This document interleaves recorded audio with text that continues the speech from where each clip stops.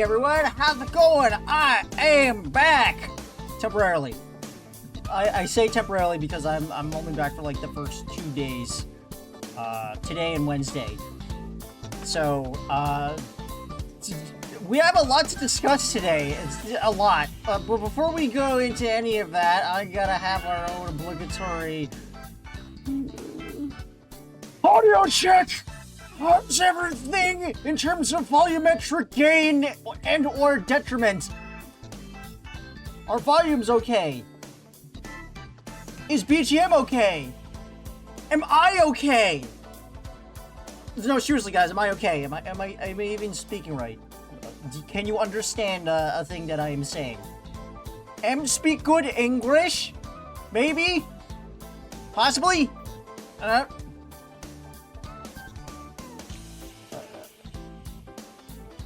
It looks like volumes are audible on my end, so I'm gonna go with this is an okay for me to begin the stream.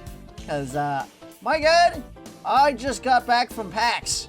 And, well, if I'm being honest with myself, it was a lot more mediocre this time around. Mainly because half of the crew wasn't here at the present time. At my location. You know what I'm saying? They were not here with me. And that makes me kind of sad. But regardless, I bought the 4-day pass anyway, so I had to make the best use of it. That's 250 bucks down the drain. It's 250 bucks I'll never get back, so I gotta make use of that investment.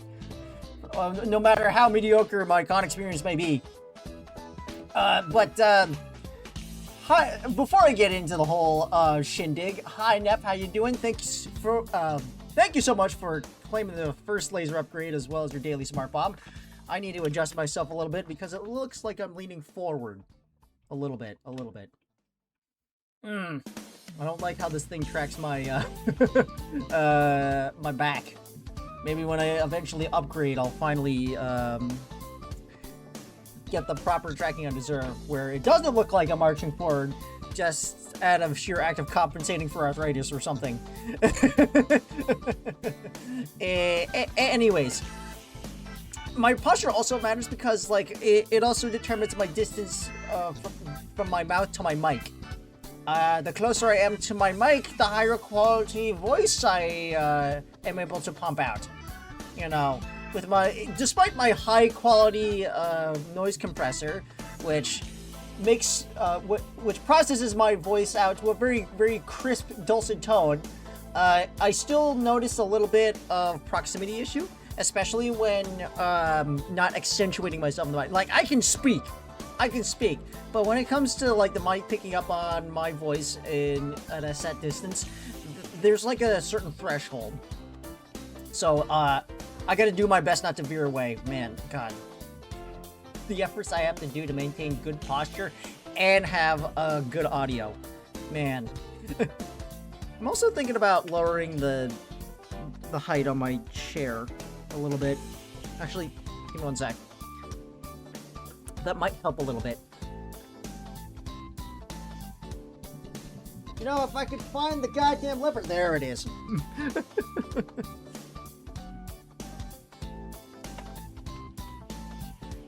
This is a little bit more doable. I lowered it by just maybe a 3/4 of an inch. So I don't have to lean forward because my cam is facing towards me at a lower level. So, yeah. So now I can probably maintain a good posture while staying relatively closer to the mic. Actually, I'm gonna lower that a little bit more. How's that? There we go. All right. Yeah. We're back in business. Or rather, we are now in business because I never even thought of having to adjust my chair height before. Wow. The miracles of having to adjust your chair over having to adjust layers and layers of tech. Could it be me? But yes, this is officially my con recap of PAX East, or as I would like to call it, I didn't slip up on that. That wasn't a Freudian slip. Give me 1 sec.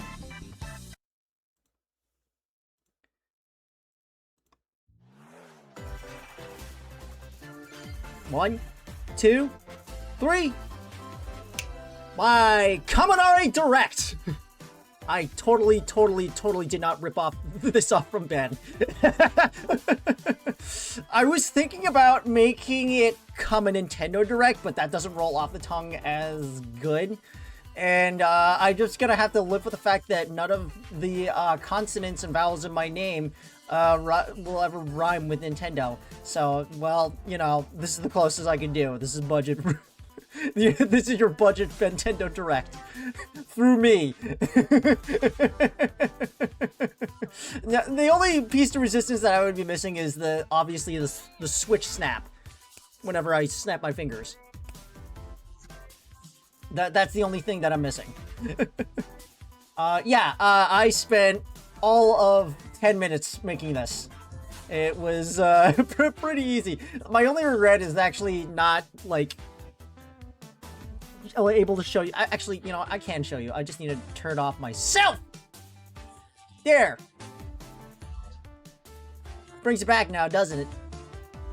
But yeah, we are gonna be going through essentially a showcase of all the game booths that I found that was interesting, and then there were some that wasn't necessarily to my interest, but I know a couple of other people in our community would be very interested in, mainly Ben over there, because he kindly asked me to see if I could look into any RPG booths that popped up their way. I came across a couple, but I didn't have enough time to essentially go around through every booth because I was also trying to find peeps to mingle with and socialize.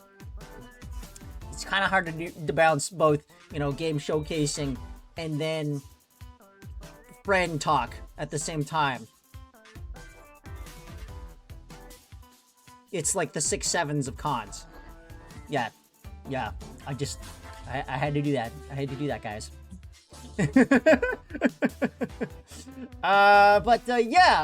Essentially,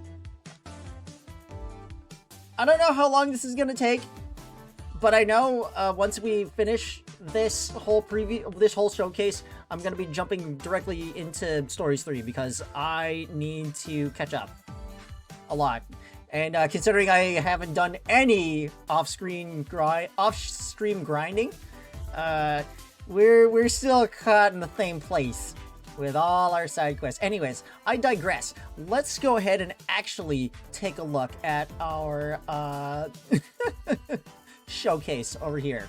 Give me 1 sec.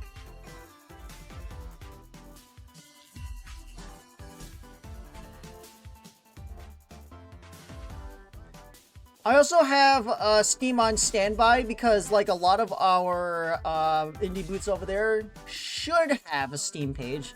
If not, then I'll definitely direct you to the relative sites. I also have a couple of business cards that are on standby that are in front of me. I have not set up my hand cam yet, even though I do have a spare webcam. But I'll read you a couple of these and then we'll go directly to their Steam page when I get to them. But yeah, so for those of you who weren't following me on socials, this is my, this is my PAX East Mega Thread. It basically is a super thread where I compiled and cataloged most of my picks and findings here. Most of them, not all of them. I do have a couple extras here that I have yet to reveal that I had to do some fine editing on. But this is where all the findings of my expedition on Ginny Garofalo's PAX East happened. I did start it on Blue Sky as well, but then I realized that I was double posting on social so much that it was sort of getting in the way of my time. So I'm just like, ah, fuck it. I'm just gonna go ahead and post it on one. We'll finish it from there. So here it is. My PAX East Mega Thread. So starting off with Well, there's not really a particular day that I necessarily posted these in order for, but for the most part, day 0 started as much as about you'd expect. Ran into an I was driving down the road in this like very, very intricate block zone, and this ambulance decided to make a turn for the corner, and they went ahead of us. And obviously their emergency lights were on, so it was an emergency. But like midway through the block, they stopped. Turns out the driver made a doobie mistake, and they had to make a left turn. But in order for them to do that, they had to back up. Now, I was directly behind them, and they told me to back up an untold amount of, like, an unknown distance. I'm like, how many more meters do you want me to back up? What do you want from me? Like, literally, this is kind of nerve-wracking that you're just making me back up an unknown amount of meters just so you can make, like, a correct direction that you screwed up on, mind you. And when they finally had the room to turn in, there was like no wave, no apology, none of that. They just drove off as if like nothing, as if they weren't an impedance to traffic. So yeah, we were off to a great start on day 0. Sorry, that just a little bit of trivia to share with me on my experience in the city of Boston. You know, Boston's traffic just works. It's so great, everyone. You should definitely try driving here. But yeah, just regarding all of that, we started off taking a look at the exhibit hall. Now, Thursday is when I usually do my recon run and just look at as many booths as possible to seeing what catches my eye. Not necessarily stopping in front to play one, but definitely taking note of it and then visiting it later. So just as a little bit of reference for those of you people who haven't been to PAX or have never seen like what the expo hall looks like, well, here it is. It's a big ass hall. Like, this exhibition hall was made for industry-based conventions like this. There was a well, there's a lot of booths when PAX rolls around. They do not skimp on boothing here. They line up their roster, you know, and development teams get their and then development teams get their whole get their stake in the sign-ups to see where they'll get stationed and if they even get stationed at all. So it's very competitive to get into the floor, even though there are some more like tight nooks and crannies and less visible areas. But just a couple of big, you know, notorieties here. The Magic the Gathering booth is almost a complete constant when it comes to PAX. They will almost always have a booth there, even if it's like a big one or a small one. That's staying with them until the heat death of the universe. Some other like things that you can just note right off the back. If you actually zoom in here, hold on. I zoomed in the site, not the actual photo. So notice that there was a Halloween booth. Yes, as Halloween as in the movie. So apparently Michael Myers got out of Dead by Daylight and now he's in his own official game. So apparently lots of people were lining up for that because it's a very popular game, I guess. But I haven't actually, well, first off, I didn't actually get to play this game because the line was long pretty much for the entirety of the con. So I just looked at snippets of gameplay. For the most part, you know, movie-based games like these aren't really my jive, but I can understand the popularity behind it because, you know, people who were brought up with this movie really love this movie. and they wouldn't have it. They would go to the ends of the universe to have a game in the visage and spirit of Halloween. So, that's like one of the main stake boosts that came into there. Another one, and I'm gonna have to scroll down for this one because this was also like a main stage front of the exhibit hall spotlight, was Anemo. Now, if you don't know, Anemo is basically Palworld 2.0 with a Genshin UI.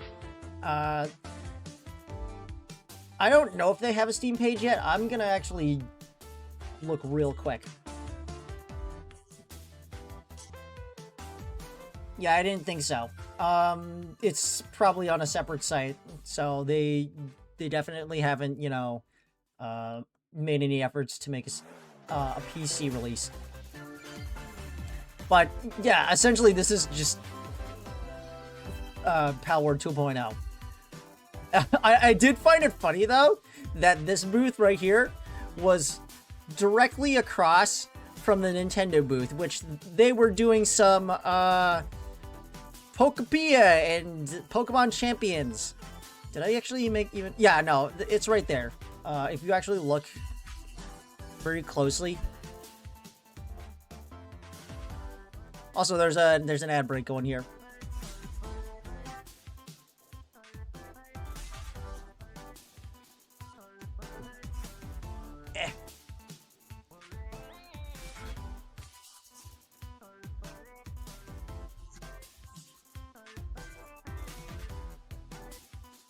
Also, I'm gonna go and take another sip, because I'm gonna be talking a good amount for the first half of the stream. Alright, I'll come back for the ad break. So yeah, if you look right here, this is where the Nintendo booth was. It had both Pokepia and their newest tryout for Pokemon Champions. Like almost every, like, pretty much the only games that get like really advertised or promoted from the Nintendo booth or Pokemon nowadays. It happened last year with their Nintendo Labs, and it happened this year with Pokepia. So, I just found it really funny that the Anima booth was like held right across from the Nintendo booth. The cruel irony. So, those were like, of the big three booths, the big three of the biggest booths that were on the exhibit floor. Other than that, nothing really else. There was a couple of like other booths in the mix in the centerpiece over here that was around the Magic the Gathering booth, but nothing really catching my eye until we get to some of the later picks over here. Just you wait.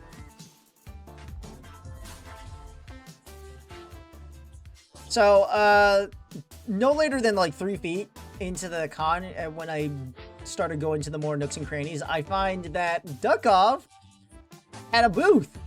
Yeah, no, one of my new favorite comfort games just happened to have a booth there. So, they were telling me that if I were to take a pic of their booth and then append hashtag escape from Dukov, I would get some free swag. So I got this nice little transparent card and a couple of stickers from assets from the game. So that was really nice merch. That's my merch for the weekend. Get Duck Off merch and that's it. Although I do think most of the other people like that were there attending were probably there for the Warframe codes. Because Candy and Coria were there as well to grab those codes. And I'm like, yeah! I bet Ben would have liked those codes as well. So, yeah. It was a definite surprise. And a welcome surprise at best. At that. At best? No, not at best. Because this is... I think this is best. Yeah. I like Duck Off. I really should not be trying to accentuate and put this into articulate words. Duck Off booth, me like, I follow, and I get stuff. I also played a fresh save for about 15 minutes. So, That was nice. There's also, I also got to chat with some of the booth handlers. They were not necessarily part of the dev team because like Duck Off is made by a very small dev team from China. So I did not imagine that they would be there in person, but there would be some people that would be able to promote the booth. Because Duck Off has already been out for like a year now, or like at least a good 6 months. So they didn't really need to have like the dev team go out there to promote their booth. They just needed to hire some people. But yeah, that was a nice and welcome surprise. I also find it like quite funny that like kids were starting to scramble to play this game as well. I mean, it is a game where you play a cartoon duck, so that does play to its charm for kids. So after eyeing a couple of indie booths here and there, I come across this one. It's called Tower Tanks, and it is it's a Tetris tank builder, essentially, with a 4-player co-op. So what you would do is that you would take these Tetris blocks and then stack them up to make a tank. Obviously. Sorry. Obviously. So the part of the co-op is that you would man this tank as a team, and there are different anemones and tools at your disposal in order to combat enemy tanks. So whatever you blow off from an enemy tank, you can actually use as a part for your tank. So you can just constantly add parts to your fortress until it becomes like this big ass monstrosity of a Tetris block. And I thought that was really cool. Let me just check real quick to see if they actually have a Steam page.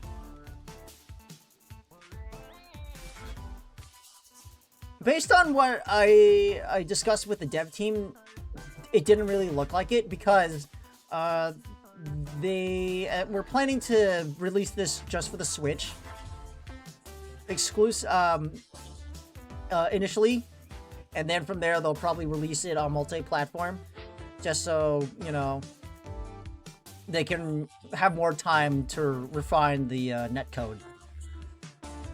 But this is one of the first, this is one of the rare,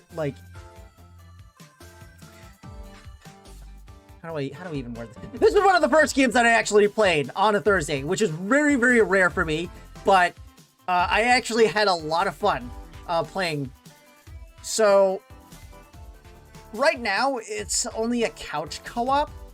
There are no plans for it to be local or network.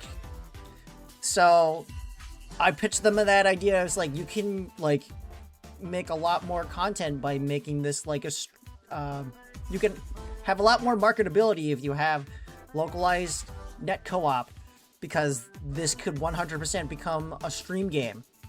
And I showed them my card and everything, and I'm like, I would very much like to promote this game, but it's a little bit hard if it's locked behind a Nintendo Switch and is couch co-op. Not that it's to their fault. They weren't really thinking about that when they were going through the whole process. But, depending on how successful this game is upon release, they might actually bring it to localized co-op and to other platforms. I definitely loved what I saw. I definitely communicated a lot with my teammates when trying to traverse the desert wasteland in the Russian Tetris block Mark III.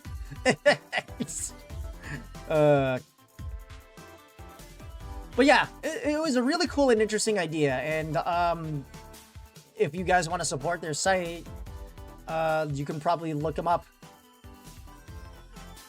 Hold on.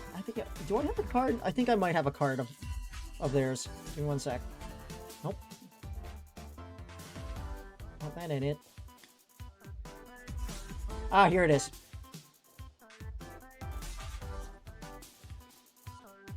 So I can actually scan I have a card right here, but I can actually get early access if I scan their QR code.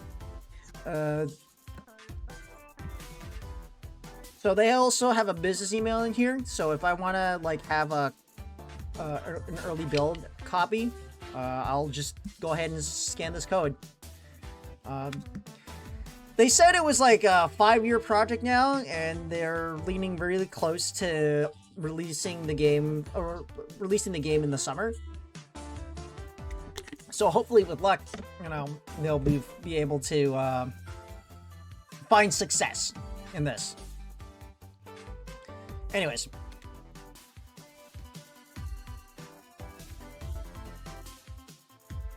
Next up is this game called Katuba's Poacher, which is a 2D side-scrolling roguelike in which you hunt this like adorable-looking mouse on an overarching map. So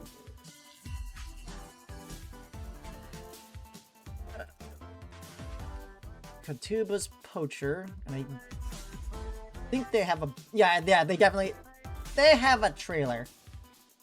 They have trailer. We can watch trailer. Which means I can finally pause the Nintendo Switch Direct music. Sorry. I say Nintendo Switch, but it's essentially Nintendo Switch music now.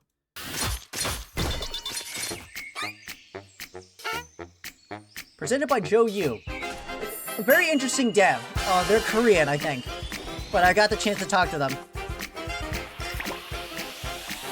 So yeah, you hunt that rat. And a duck on this overarching map. But as you move, or take a turn to move, the mouse will move as well. So you got a really planar move set. But I like the overall artwork. I love the overall art style of this. And it's revolving all around this rat.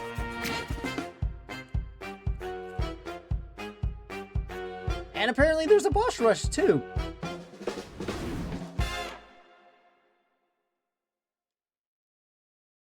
Yeah, easy to pick up, easy to learn, but hard to master. So, I don't play a whole lot of 2D side-scrolling roguelikes, but I do love the overall vibe of this game. So, if you like roguelikes and side-scrolling hack and slash, definitely check this game out. Anyways, back to the Switch music. And this is just like some footage of me just playing the game. I also showed this guy my business card and he showed me mine. So it was some nice back and forth. And apparently also won a charm. He was giving out free keychains as well for people who tried out his demo. So it was a really nice gesture. They're on the desk port over here. If I can zoom in here.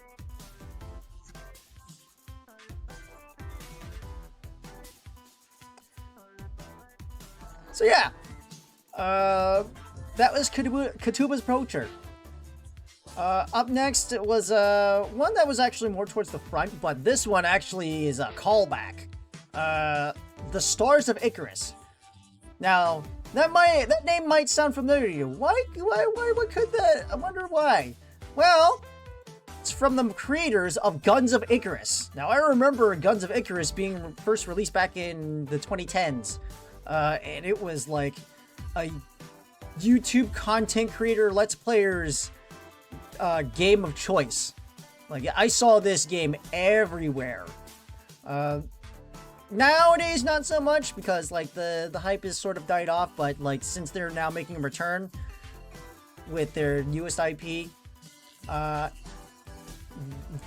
ready for Guns of Icarus 2.0. So, not to get ahead of myself, but Guns of Icarus is sort of like fills that PvP notch where a player of 4 team members face off against multiple other teams of 4, and they man these giant. So it's essentially Guns of Icarus in space, but teams now have the option of opting in for smaller fighter ships rather than the bigger battleships, so you can have some variety to your strategy and mix up team loadouts and other kinds of perks so that you can keep the enemy on your feet. Now, I'm not a very PvP heavy guy, I'm super casual. That's why, like, when I played Battlefield, I'm like, yeah, I think I'm done. I don't think I'll be purchasing this product. Just for my own sanity's sake, mind you. But for something as casual as this, I wouldn't mind having a team of 4 come with me.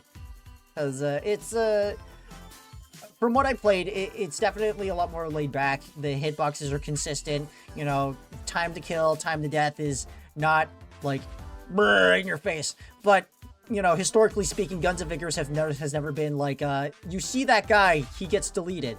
Because, you know, all the damage that it gets inflicted on your ship is localized, so you would have to repair that section of the ship or that section of the ship. So there's definitely a higher damage threshold for bigger ships if you really want to take them out.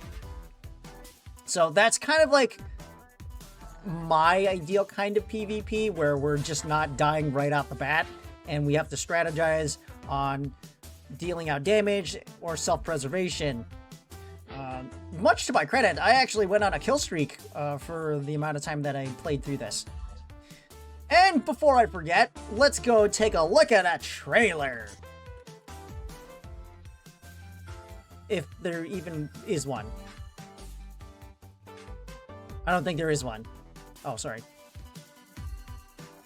I misspelled Icarus.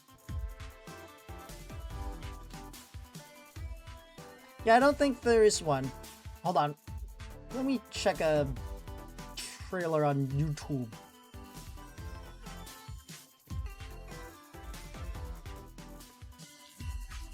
I should probably start, like, pulling trailers from YouTube if I don't find them on their Steam page. Alright. So this is the Icarus.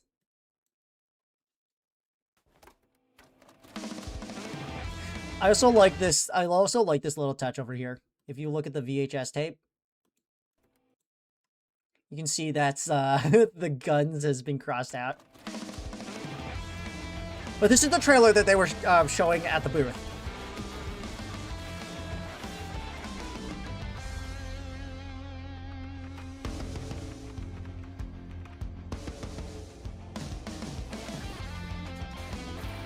They opted for like a more anime style character design. But all your favorite ship management, micromanagement mechanics are back, just with the added option of using a fighter ships. And the maneuverability of these ships are actually really fluid.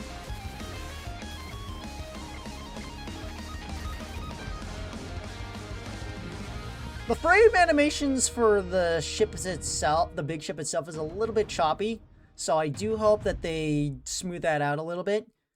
But yeah, they have a Steam page, they just haven't posted this trailer on. So yeah, I'll definitely be on the lookout for this. Maybe not necessarily stream it, but like if there's some people in the market that, you know, might want to consider playing a 4v4, you know, I'll definitely be up for it. Because it's been a while since I heard of anything Guns of Icarus like. So yeah, this one definitely made the showcase because it hit a little nostalgic spot in my memory bank. Speaking of nostalgia, this booth just happened to be in here. So just so that we can zoom in on this, this is Backyard Baseball. Who remembers Backyard Baseball, guys? Just me?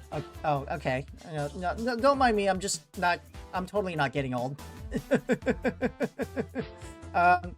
Yeah, so Backyard Baseball was a humongous entertainment game, if I remember right.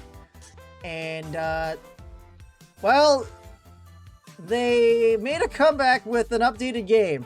Now, I don't know if they... Okay, yeah, they do.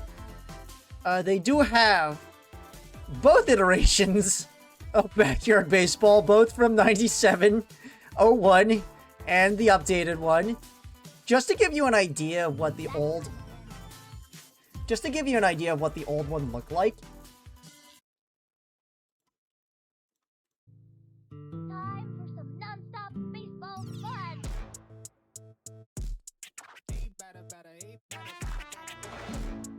This is what it looked like. Now you can see why I said like humongous entertainment like. Because this was like the overall depth. And considering that this was based off of a point-and-click adventure game that I played to no one's end in my childhood,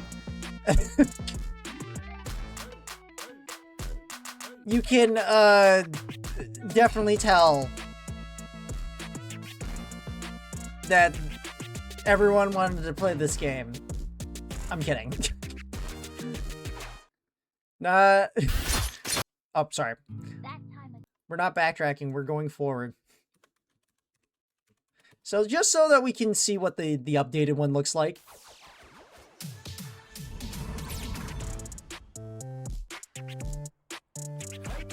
A fresh coat of paint and hopefully not point and click.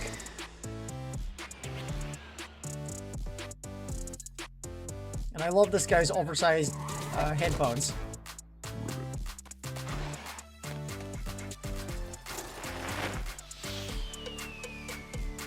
Also, there's an ad break happening right now. Hold on. I will pause so that this one... I will pause. So that all available eyes will be attentive when we see that. Okay, there we go. Thank God for me setting that to 30 seconds. Time to go dumpster diving!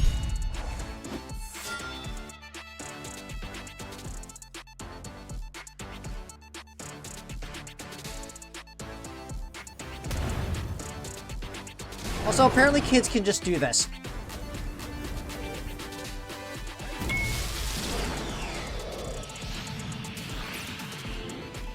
Yeah, you're not getting that back. Oh. Oh, maybe you are.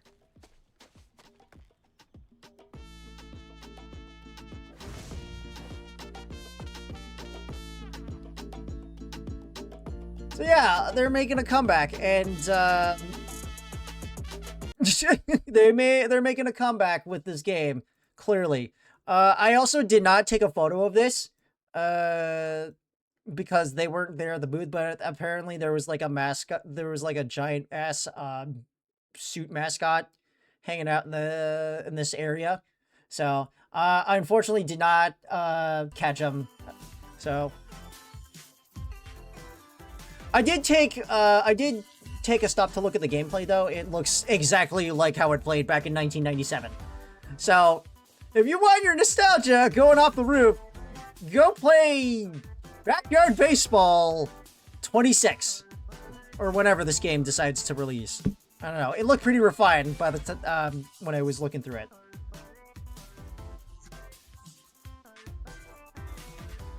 Also, hi Red, how's it going? Great seeing you last weekend. You mean the weekend before the weekend after this weekend's weekend?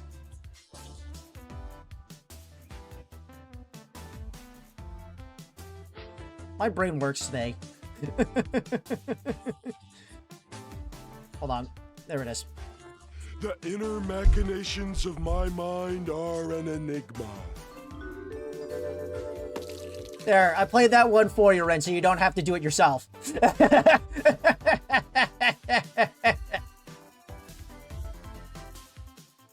Saw each other on Sunday during the VTuber. Yes, I know, dude. I was just playing with you. I mean, I had him on fuzz. So do I. In fact, I have all the points, infinite amount. Because, you know, whenever I do a redeem on my stream, it's free, essentially. But yeah, no, I was just playing with you, dude. It's called sarcasm.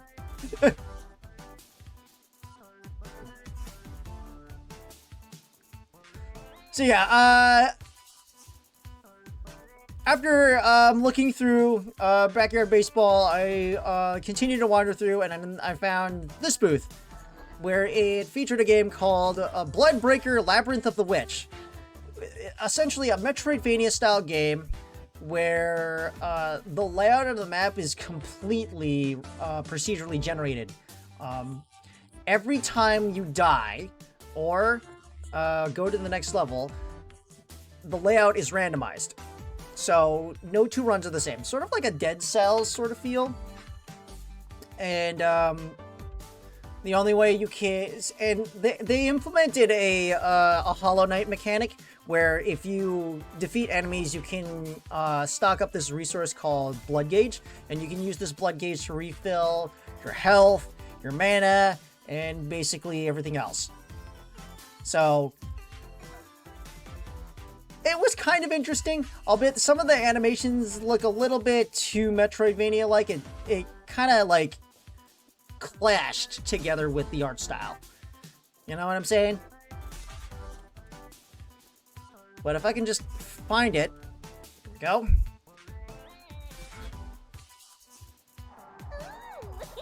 Are you lost, darling half-blood? Maybe. She's not lost. She's exactly where she needs to be. To die.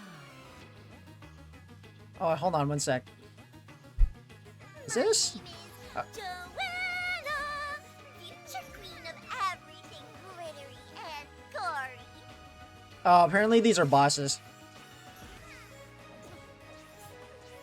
And this is my ultra grumpy shadow buddy, Stackasy. Bleed quickly. I'm not a quick bleeder. It takes a bit. But yeah, it has all your classic Metroidvania mechanics in this, like, 2D style anime-esque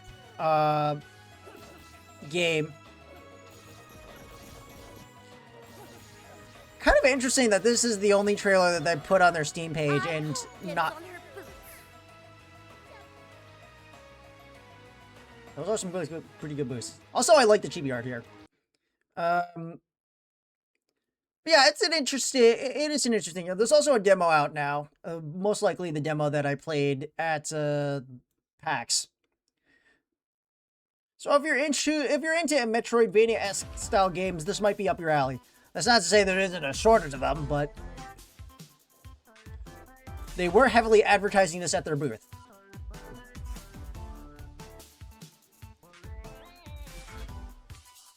Alright, what's next? A couple down the line. Okay, so this one was actually at one of the mini aisle indie booths. The ones that didn't necessarily have like a booth, but had a game showcase.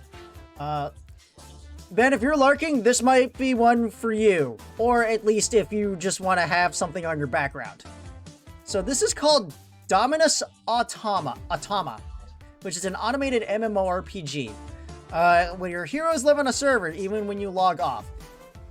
So, bear with me for a sec. Imagine Cookie Clicker, but with an RPG.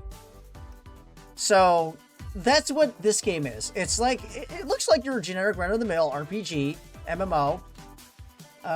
You get to design your character, choose your class, get specializations, so much and so forth. But, you don't want to grind yourself. You can essentially turn this thing onto autopilot where a bot takes over and then will take care of menial tasks for you.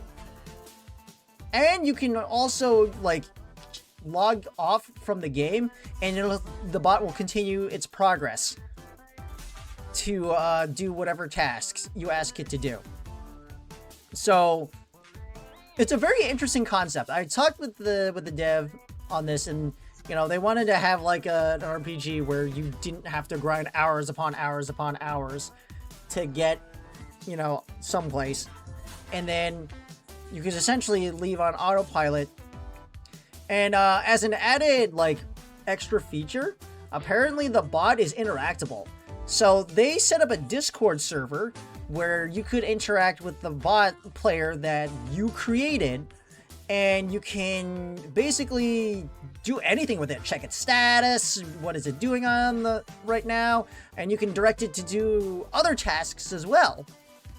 So I honestly thought that was an interesting mechanic.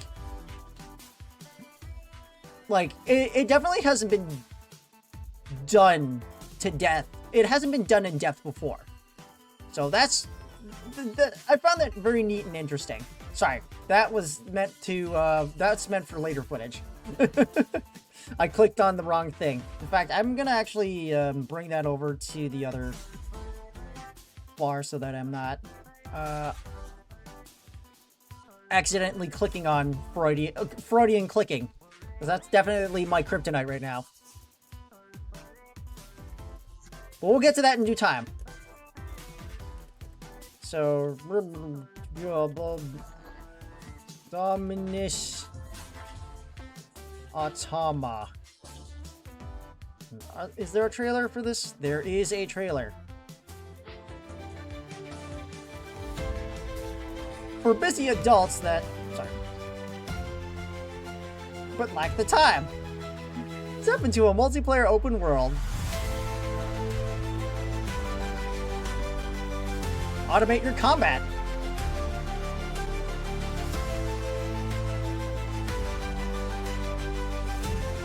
And let your hero hunt for you.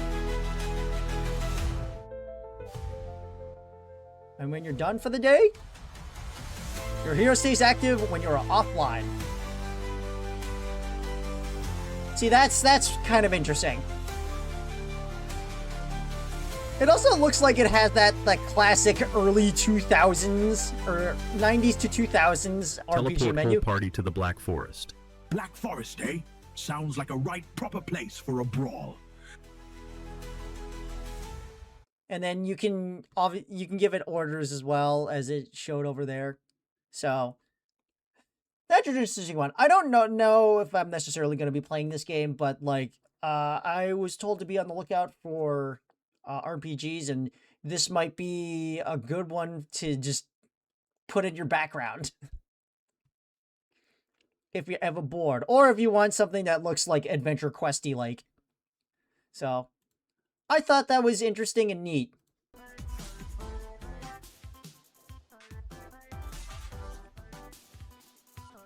All right, next one. Next one is this one's an interesting. Okay, well, I thought this is just me like saying I like this art style. So this is Bolt and Wellington, which is a 2D platformer where you get to play a cat that can pilot a mech. And essentially you switch in between two modes in order to solve puzzles, get through obstacles, that sort of stuff. It reflects more of Hollow Knight than the early Metroidvania game that I mentioned, Bloodbreaker. This one really, really like prioritizes your resource management above all else. Sorry, what the hell am I doing? There. I keep forgetting that like if I hit the next key, it's gonna go to the next like the last post that I put photos on this thread. But yeah, this was a really nice, interesting game. It also had a little bit of Mischief Maker mechanics to it because you could grapple and throw almost anything on the map, which kind of was interesting, but and necessary in some scenarios. Like I could not have survived without grappling. Now, let me just go pop up that trailer.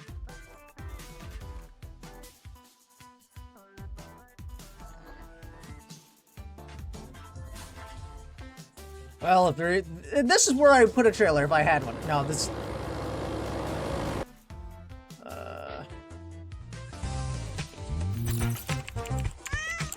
Okay, yeah, that's the game mode. We'll play both trailers.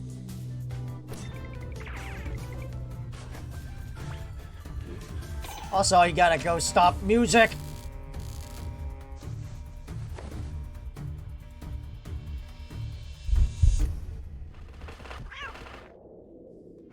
And we're dead the first. The first sequence of the game. What the heck was that? I played the demo for a good amount of time, but I never really reached that boss.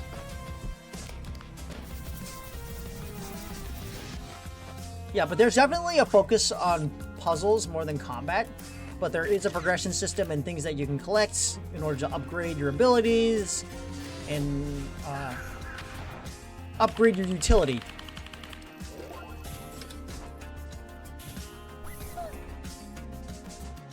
You could hurl things.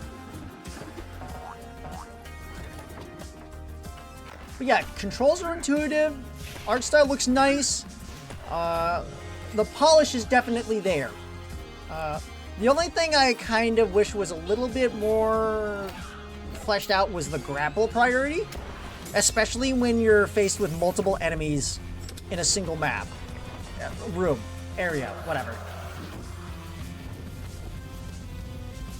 But there's some really interesting platforming and other puzzles that you can get, essentially try and take down. For a second, I thought that was sound alerts. But no, that was from the game trailer itself. Thanks, Deep Cut Windows 90... No, XP. Windows XP. I was thinking even earlier than that. I know I can count on you to, you know, make me feel older than I usually think that I am.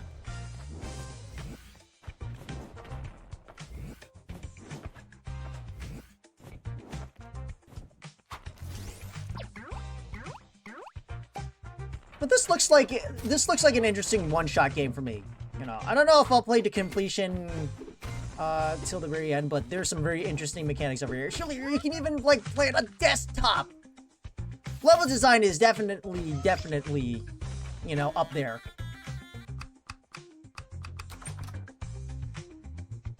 And some of these puzzles are really intricate, even though I'm not much of a puzzle guy. I definitely found myself playing it a lot more than I intended. I definitely found myself playing for a lot longer than I intended. Hold on one sec.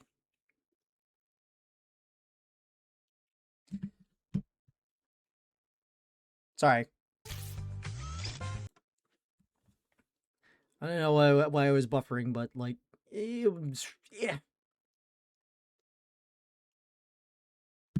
There we go.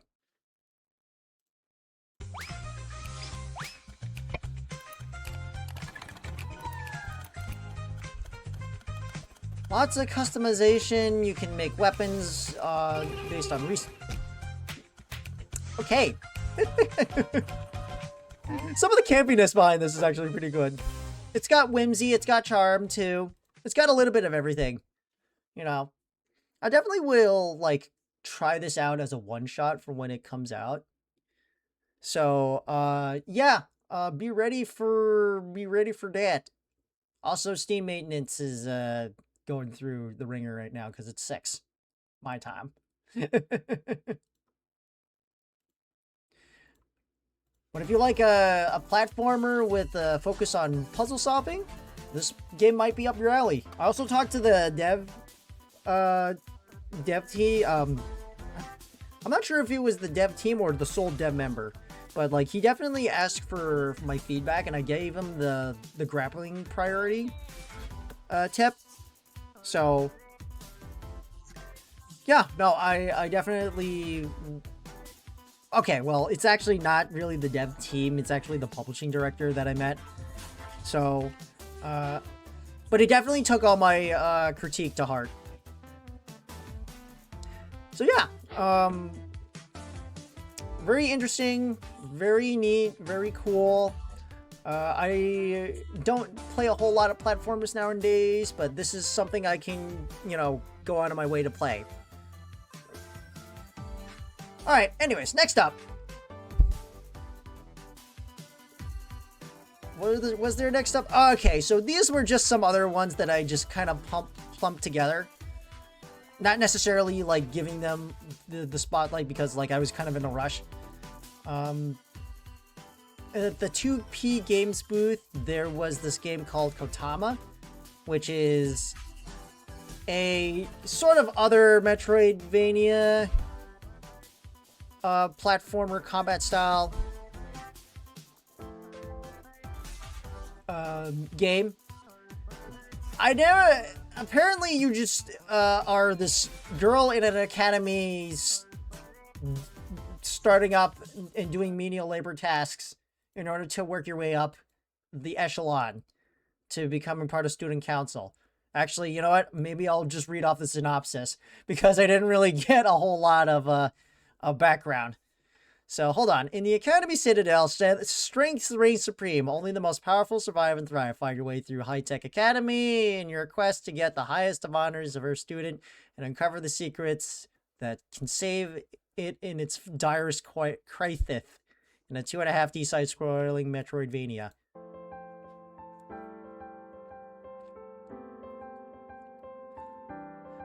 So, the immediate differences I've noticed when playing this game in comparison to the other Metroidvania game, Blood Break, is that the controls here are a little bit more smoother. They're a little bit more simplified. There's a clear-cut block, there's a clear-cut parry, there's a dash, there's an attack, and there's a capitalize on stunned enemies, and a move system. You know, simpler controls. So this is definitely like the game that's easier to get into. And if you like this kind of aesthetic, you know, might be up your alley.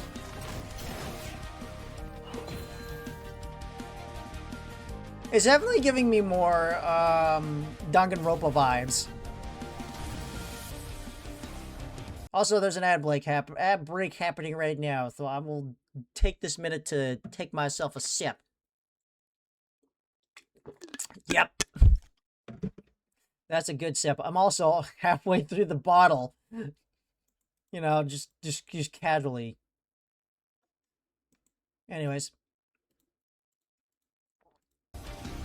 Oh, hold on. It's not done yet. Now it's done. Hey, welcome back, guys.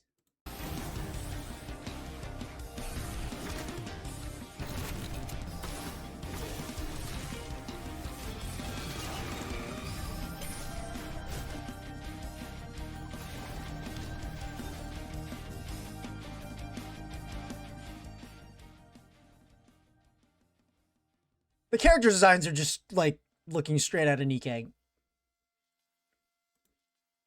Like, full stop. I kind of wish that they had some voice dialogue, but then, again, that costs money. So, maybe might be voiced later on. Not going to guarantee it. But this game is already available for purchase. Apparently. So if you guys want to try out a Metroidvania that's a little bit more simplistic and has an overarching plot that's, well, maybe possibly Danganronpa-like, maybe try out this game. Alright, next up on the list is, Canvas City. Okay, so Canvas City over here is, it's Jet Set Radio, but put in XCOM format. So, there's a... So from what the dev told me, it's like a mix between Mario, the complexity of Mario Rabbids to the simplicity of Mario Rabbids with the complexity of XCOM. So, it's sort of like a middle ground balance between the two. So the goal here is, like in Jet Set Radio, you have to claim territory by spraying your graffiti all over specific buildings, landmarks, and other stuff. And the idea is to beat the enemy team that you're facing against. So, Canvas City over here looks a little bit like this.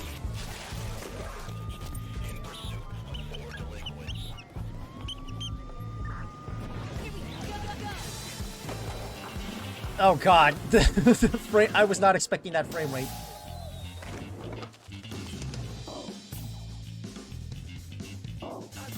So it's essentially spinning itself to have a Jet Set Radio like coat of paint where combat is a little bit more, you know, nuanced.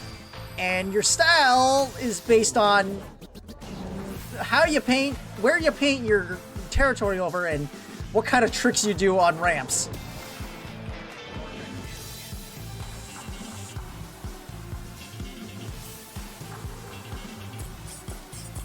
Oh my god, the mascot.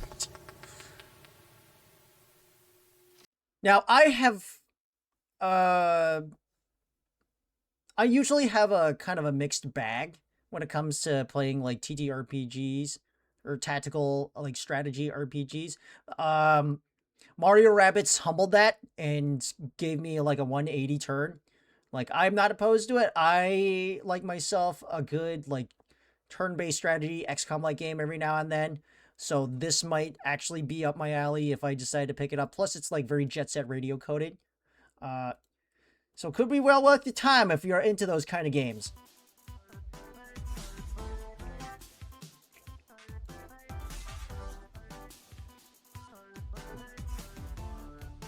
What else was there? We're nearing the end of our thread, actually. What was this one? Okay, so this was one I didn't really look into that much, but it's called Belinda. And this might be another Ben game, but it's a top-down RPG, sort of Diablo-style game. Let me check to see if there's a Steam page before I going blind. I misspelled it. Here it is. So enter a world of Slavic myth and medieval adventure as a young bogatir. The journey of the thrice nine kingdom challenge Corsio the Deathless and save your immortal soul in Belina. I would like to know like half of those mythological references, but really what we're all here for is the gameplay. Yeah. Over the boundless prairie, in the darkest area, slaughtered by savages, my love died from the damages. My valiant eagle, you sought freedom, but the enemy's arrow found you and brought sorrow, mournful cross on a silent hill. Sorry, what? I'm probably gonna need to pump the volume up. Come to kill, high to heaven, start your flight. Glory forever, coming, fight. Coming. There was some hesitation in that voice line read. In that line read. But yeah, no, it definitely looks like RPG with a narrative.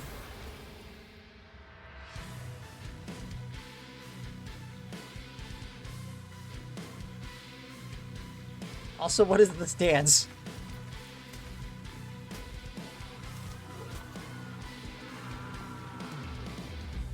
Slavic 3 is duel. Yeah, this kind of caught me eye in terms of gameplay. Hold on. What is even happening here?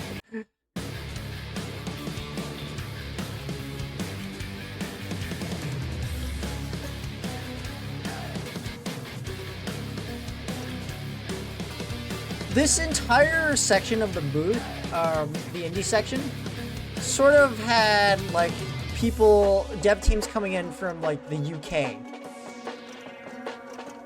So it really looks like there were a lot of dev teams that like had this kind of vibe.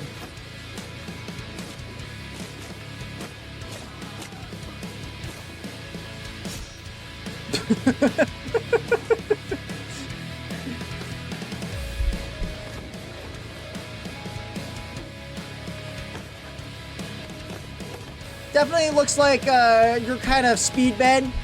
I don't know if I'll necessarily play it. I don't even know if there's even co-op for this game.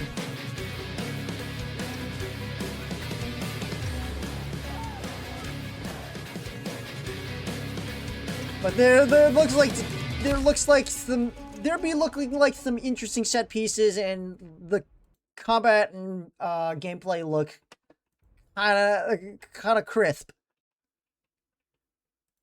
It's almost as if the devs kind of cooked.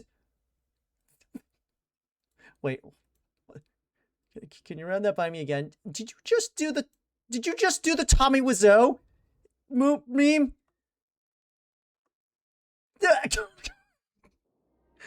Over the boundless Oh my power. god.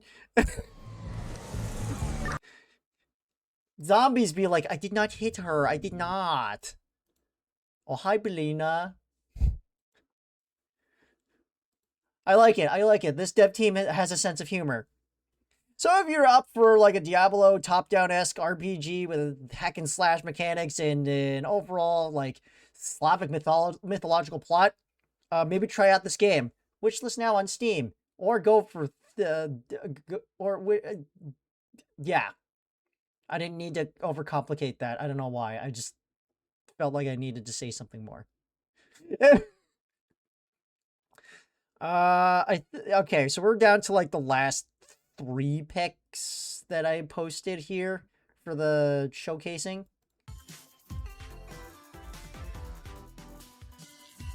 So this one over here is a little bit interesting. So this is called Tales of Tuscany. Not gonna lie, this looks totally Toby Fox coded. Like, this looks incredibly Toby Fox coded, just by like the design of the sprite itself. And it's like a text-based RPG where you apparently play as Tuscany. I didn't really get it for anything else, but I did. What I did make of it is that there was a fan art page and people just started drawing him. So, you know, we already got memes of this game going out before GTA 6. I will take a look at their Steam page though, because from what I got from it, yes, it looks like wholeheartedly Toby Fox coded.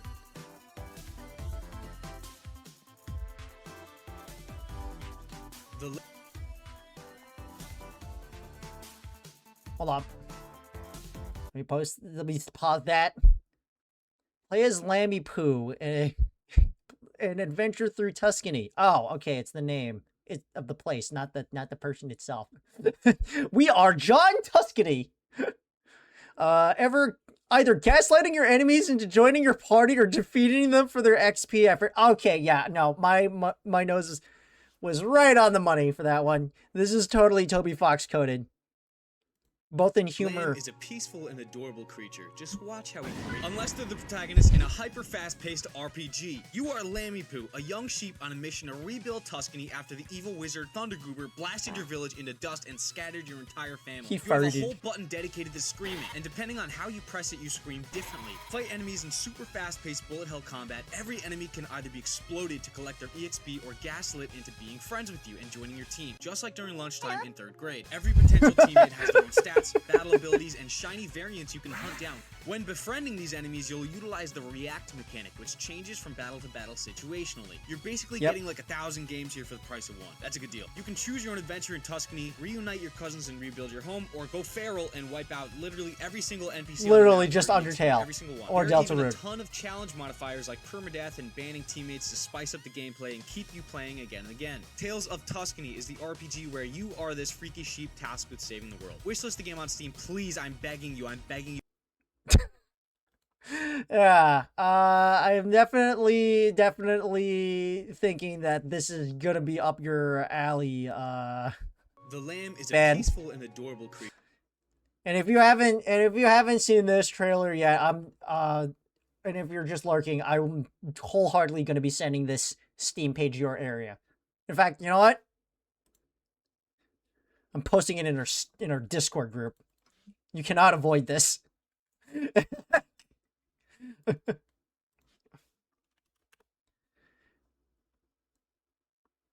But I think that's pretty much almost every single game that caught my eye on the floor.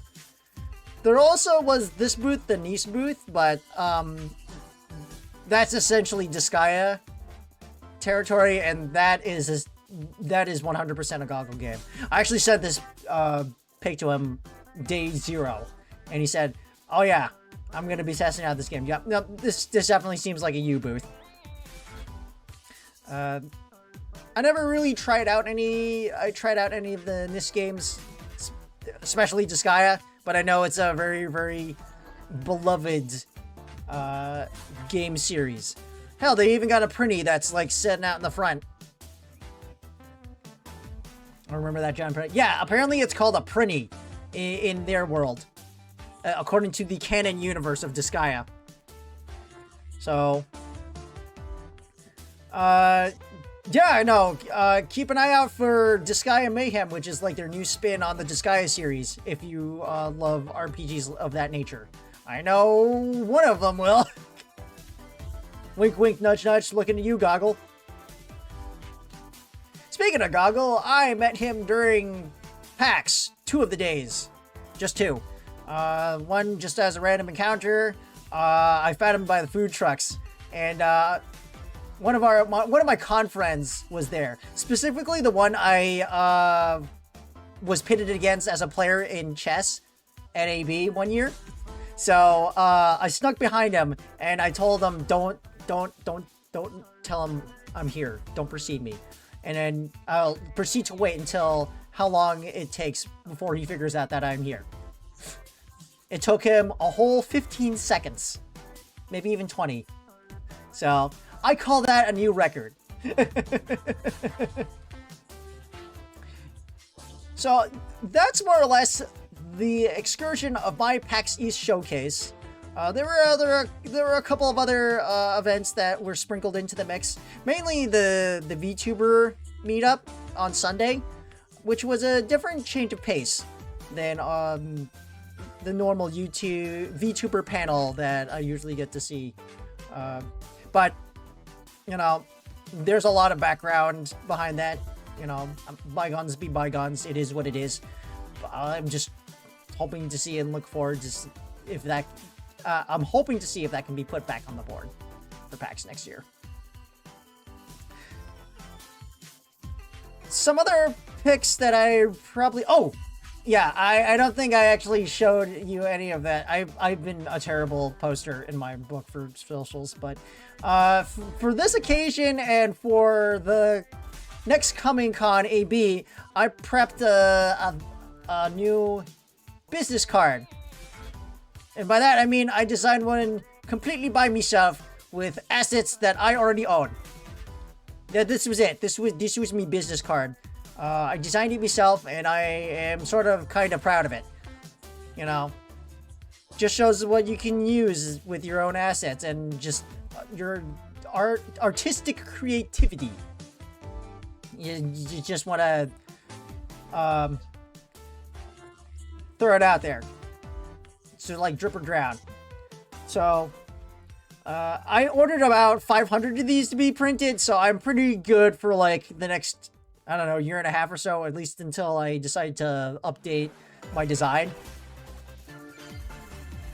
And yeah, I handed those out to like a lot of people during the meetup and at the floor to various different dev teams, because I have a business email now. Honestly, I made a similar mistake in my cards, ordered way more than needed. Honestly, I don't really need more unless if I really wanted to change my design. I feel like I did a good job with it. So this will satiate for me now. The only thing I'm concerned about is if I update my socials on my Linktree, because I am thinking about putting in an Instagram as well. So that would mean I would need to put in the Instagram logo on the business card, letting them know, hey, yeah, this link also contains Instagram as well. Because historically, I do cosplay. I used to do cosplay a lot. I still kind of do cosplay, just not on the extent of my reckless con going spree back before 2020. And I've been stopped over and taken photo of multiple times. Not because of the ingenuity or the intricacy of my cosplay, but more of my sense of humor. Because I cosplay memes a lot. 80% of my cosplay reel is just memes. So people have constantly asked me if I had an Instagram, and I'm like, no. So I'm just thinking about, hell, just have one. I'll just have one. I'll puke out all my meme cosplay pics on that one and just, you know, let it be there. I'm not going to maintain it much more than it needs to be than just posting up cosplay pics and con footage. That's it. I don't think that it's gonna be my placeholding for putting out content, because I already have my YouTube, my Blue Sky, and my Twitter for that. I'll make sure to follow there once things come up. I don't know why you're screaming about that, but you know, whoopee. So that's the itinerary of Kaminari Killer currently. Was there anything else that I left out of this that I totally am being addle-brained about right now? I could have sworn that there was one more thing. Yeah, that's right! I forgot the pic that I showed. So, this was like super last minute. And by that, I mean it was like announced two and a half weeks prior to PAX. But Arrowhead announced that they were having a Helldivers party in the exchange hall at the port. And let me queue up the Eventbrite page, because I do believe it's still there.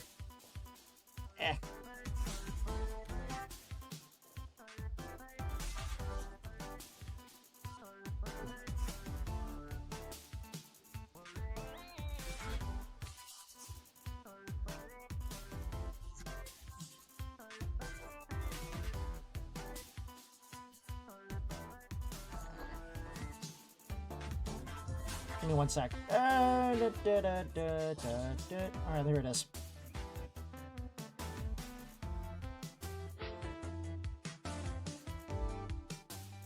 Alright, so, yeah. They were planning to host a Boston Liberty party at one of the exchange halls. And I'm like, I really wanted in on this. How do I get in? Turns out, they vague posted the hell out of a lot of people. Because apparently they left no information on how to sign up for this event. So they left subtle hints, like you could reserve a spot if you had an access code, which they subtly put the access code in their socials below the original post. They did not tell anyone about that. I found it out 3 days later and tried the code, and it wasn't working. Much to my discredit, that was when I thought that it was already sold out, and, you know, I was about to give up any and all hope of joining this event. So, come Friday. Sorry, did I say Friday? I meant Saturday. After the party. Because the party that I thought that I wasn't able to get into. I come and meet a friend of mine who just managed to get into that party. And I asked them, how did you get into the party? And then they said, oh, we just walked in. They let us in. I'm like,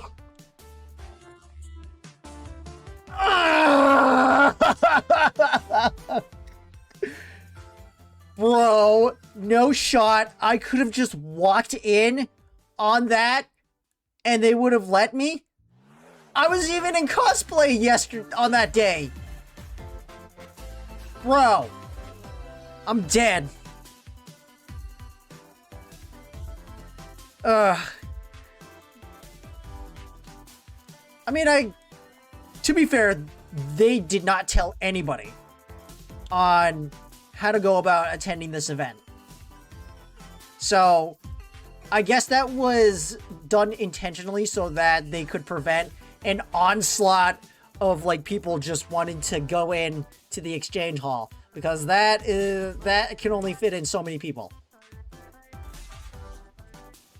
But at the same time, this is what I get for not fucking around and finding out. I should have just said, fuck it. I should have just went for it. Just go down to the exchange hall, just all willy nilly, and I'm like, hey, are there still tickets? You know, can you throw me one? I should have been sly. I should have been snide. I should have been so petty. This is what I get. Ugh! I'm mauling. I was so mad. I was so mad that that's all it took. So, yeah, I I had a valid crash out over that whole outburst. So, the worst part is, now I'll never know when if they'll ever like do it again next year, because they didn't do it 2025, which was probably like the year to do it, and then they just decided to do it this year of all years. And that's probably the last time I'll do it. Off into the ether, unless, you know, we somehow get our own organizers for an event like this.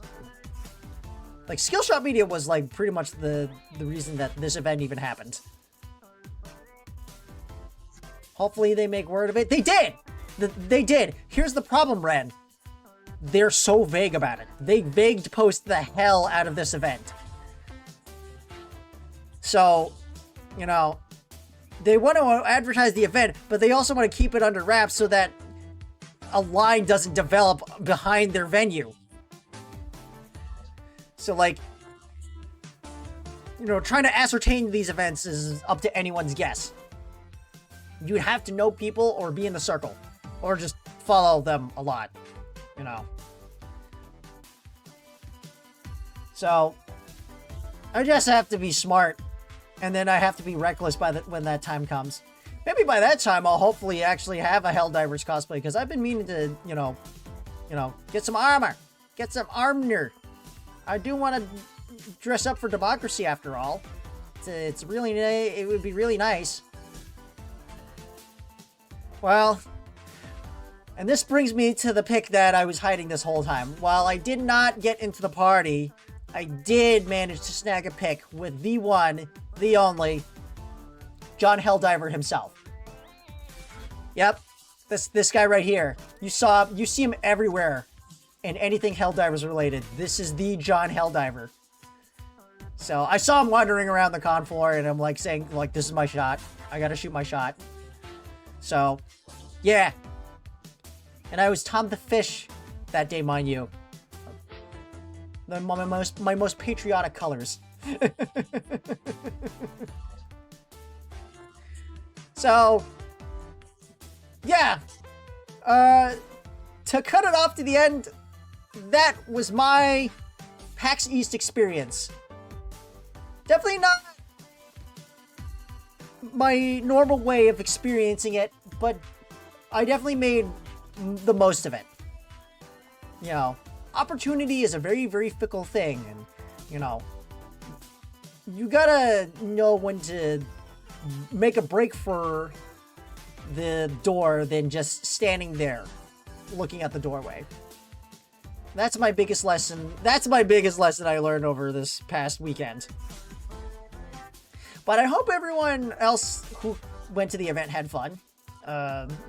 Needless to say, I will be definitely attending again next year. Hopefully with more company, mind you, and with more purpose. Because I'm definitely going to be handing out more business cards by that time. But yeah, let's go back to our Kaminari Direct, which I totally did not rip off on you. And we're gonna take a short 5-minute break. I'm gonna go to the bathroom. I'm gonna go get more water, and then when we come back, we'll jump right back into Stories 3, because I definitely need to catch up with that game. Like, seriously, I do. I haven't even gotten through all the side quests yet.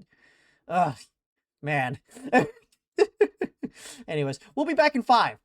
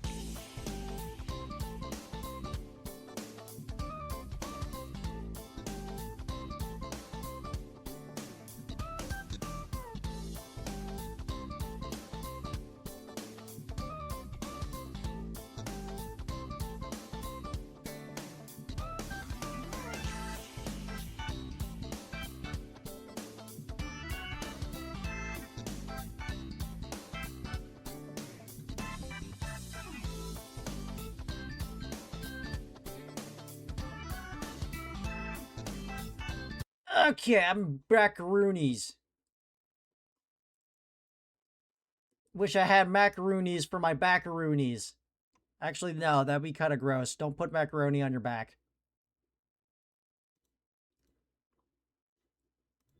Unless if there's some, like, therapeutic healing qualities that I'm not aware of. Has anyone actually researched if macaronis has healing properties for your lumbar support? Because I definitely would like some of that by now. Hold on. I'm just unplugging my phone because I don't need to charge it anymore. Any more than I need to. Yeah, so I for stream schedules, I only got today and tomorrow for stream. And then I'm shipped out to AB again, another con. Yeah. This time around, Con Week is a little bit constrained because, like, it can either be back-to-back or I have a week in between and then another con.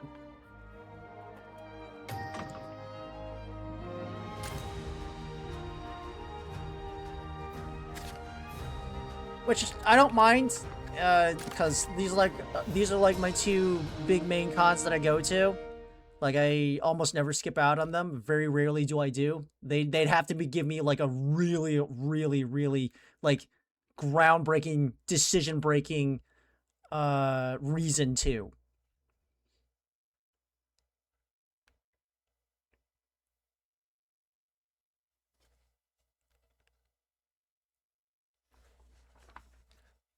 In which, you know, based on the direction that is going, AB is sort of kind of heading in that direction, kind of, because Do be careful. I've already talked about this on stream before, and it's because of my recent struggles with trying to make ends meet on my schedule for AB. It's it hasn't been really easy, mainly because of how the direction it's been going with cosplay games as of late. All of it not looking way that great, and I sort of fear for the future of the con and where it's heading. Because, like, based on the recent editions of, like, the Idol Showcase and, like, concerts and all this stuff, it almost feels like the management is trying to pump in more industry-based events, which was never really the case for this con. It's a non-profit organization, so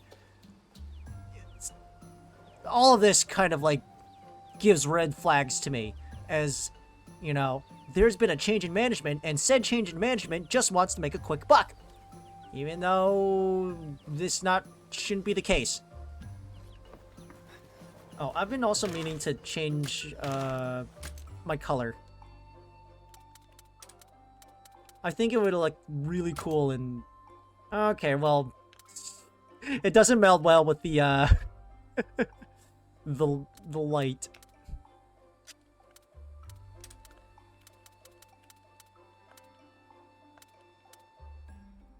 You know, we'll go with our Azuria colors. See, that looks kind of nice. Anyways. I also now have to go to the bathroom. I will be right back.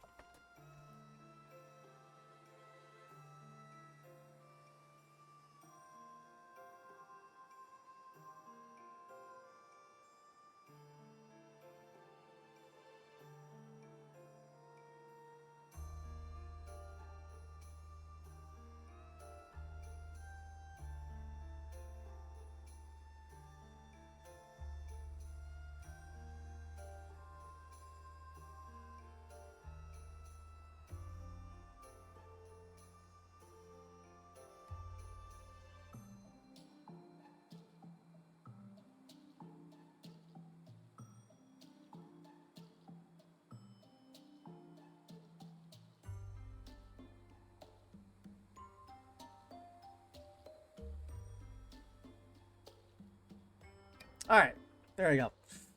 Also, do I need to recalibrate my No, I don't think I need. I don't think I need a recalibrate. I don't think I needs it.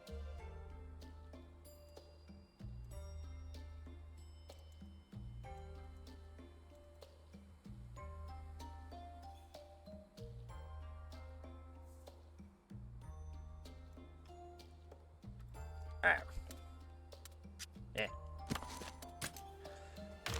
Add a little bit of color. Add a little bit. Alright, so I need to finish the last of the side character stories.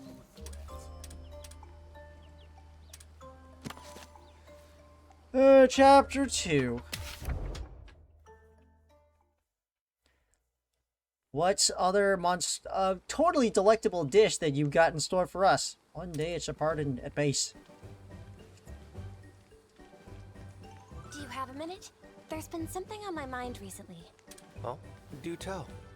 Well, the villagers welcomed us so kindly. I'd like to thank them. And I can't think of better thanks than a nice home-cooked meal. The feast can wait. You don't plan on feeding them your vermilion dumplings, do you? I'd rather not be run out of the village if possible. No, not dumplings. It's Dang. just, Canalta is a uniquely bountiful place, and that's what gives it its wondrous monster ecology. Think of the wealth of ingredients at our fingertips. There are so many options. I could stage a banquet for the entire village. Sounds to me like you're just looking for an excuse to cook. It's one of our duties as riders, isn't it? Be grateful for our ingredients. Don't roast and if you can't honor them cook, by making a Rudy. meal. Also, I don't think you're in a position to talk because Representing she's Israel essentially... and cuisine. She's the only one that can cook in our group. And then I thought, if we could cook something like that and share it, then maybe we could strengthen our bonds with the villagers. Ah, like our own Thanksgiving. Like some sort of food-based cultural exchange? I admit a tasty feast could be quite effective in that regard. Yes, that's exactly what I was thinking. But I'm not entirely sure that my cooking would be to the taste of the shepherd and people. In that case, it couldn't hurt to ask Master Cole to taste test it for us. Oh, that's a wonderful idea! I fear I may regret asking. But what sort of food would you have him sample, Lady Eleanor? To match his standing, I was thinking of the main course at the banquet I presided over when my sister took the throne. I call it the Bouillon Waterfall. Do I want to ask what a bouillon waterfall is? I just imagine just like a powder of chicken bouillon just pouring out of a fondue pot. Like those... Wrath, don't distract me! Yeah, it's just like a full-blown, like, bouillon soup fondue pot. The bouillon waterfall? A hearty dish made by filling a monster stomach with fixings and spices before broiling it over an open flame. The spicy, aromatic broth cascades out the moment you cut into it, and just as the meat reaches your tongue, it melts away like magic.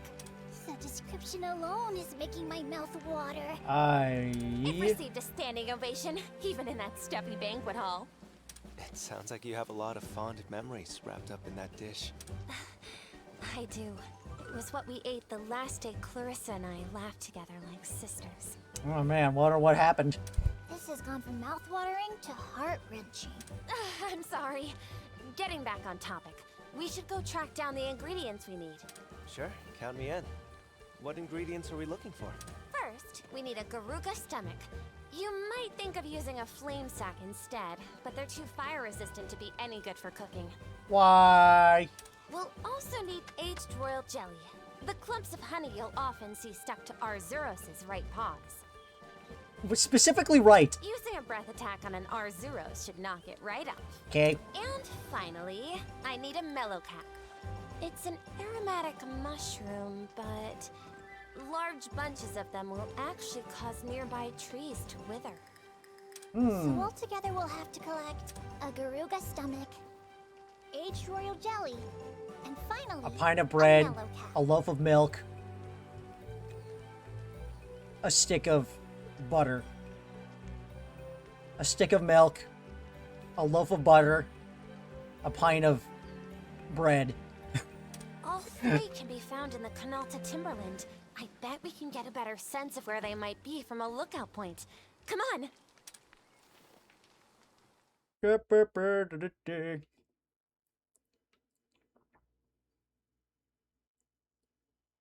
know what I should do? Just as a random bit? I should do that Family Guy bit, except I replace all the grocery shopping list items with Toku merch.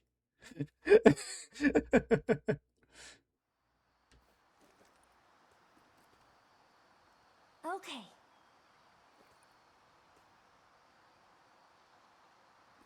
A doll of figure arts, a DX belt, and a CSM prop. A CSM figure arts, a loaf of DX,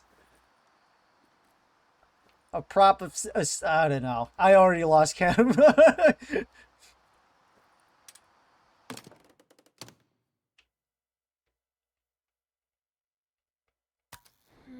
A loaf of laser raise riser, a pint of SH figure arts Kuga, and a stick of Titan sword.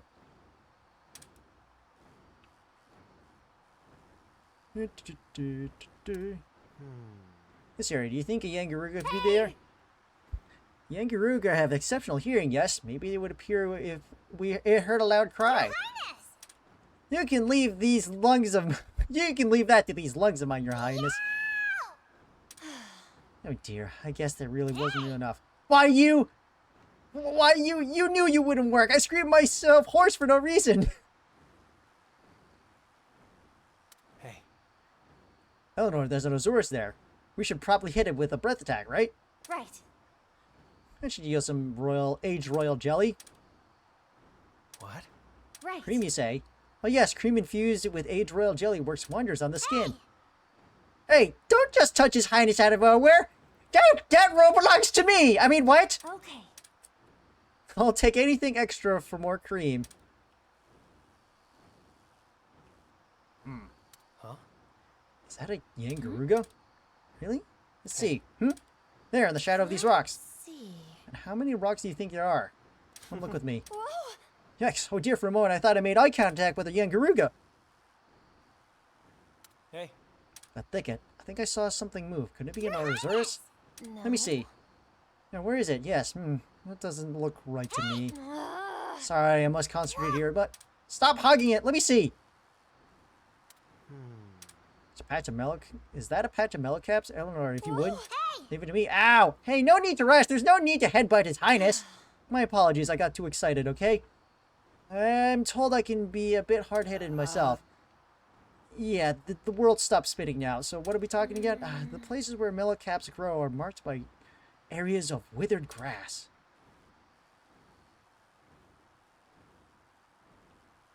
Oh yeah, that's right. I decided to willy-nilly repopulate the...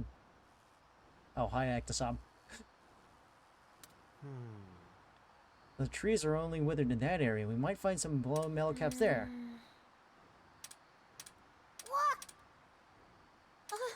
Ah, my apologies. I got carried away. Okay. Got them all. Okay. Come on, everyone! A grand expanse of a nature the likes of which Vermeil is lacking. Just imagine the ingredients waiting to be found. Like a loaf of deluxe X.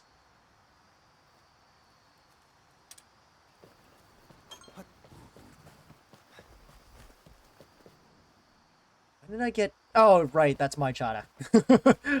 I thought it was like, wait, is that Eleanor's? When did she get a chata?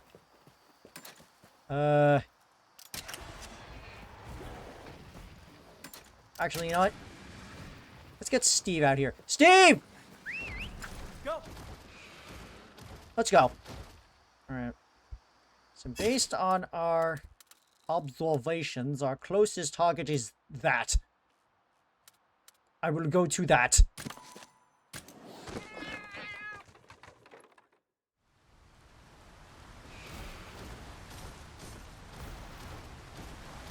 A loaf of Zet's driver. A pint of SH Figure Arts Kuga. An Ultraman Blazar Bracer. Ultraman Blazar figure art. A stick of deluxe laser rays riser. A pint of Kuga Titan sword.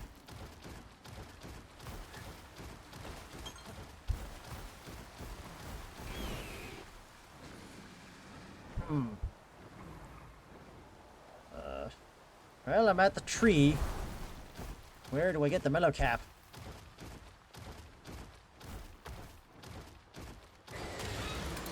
Hold on, I need to get water. Wait, that's not really water. Yeah, no, I'll fight the Ekasum. It's been a while since I had anything combat related. We've got the upper hand. I don't know. I don't remember what he's weak to. Can you remind me? Elemental resistance, water, thunder. Okay. There we go. Chain scrap. Let's go break that tail.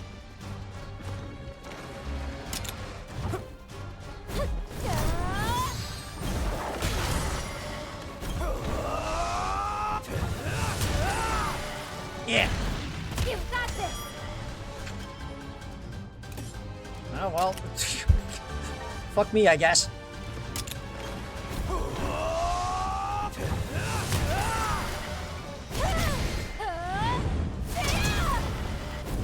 Crap. Now's our chance. Fireball. Ow. Wait, hold on a sec. Did I remember to eat? I don't think I've eaten. Okay, it's most likely power type. I've got just the Monstie for that. Let's go. I'm also going to continue breaking that part.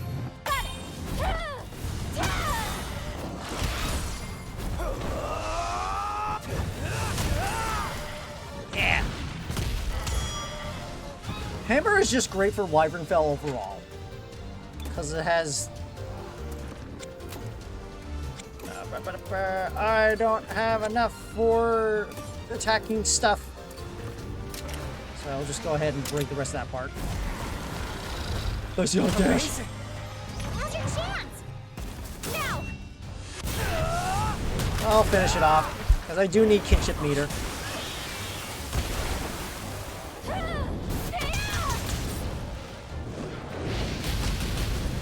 How about this? Crap.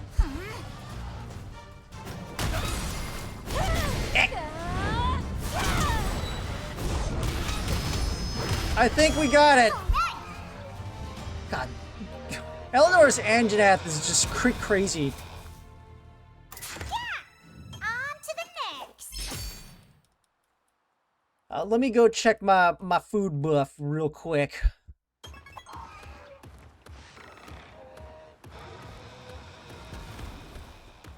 But not without having to collect what I came here for.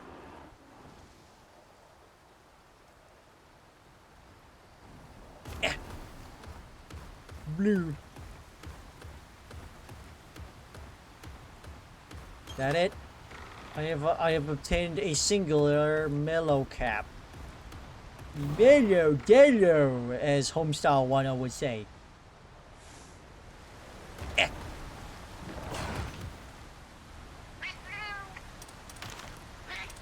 No, I'm done. I forgot this. Food buff. Gone! Need food! Getting ready. What do we even make? Stamina.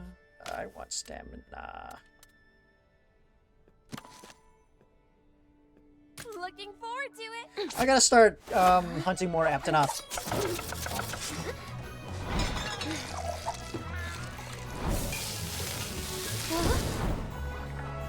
I have a sudden craving for butter garlic steak.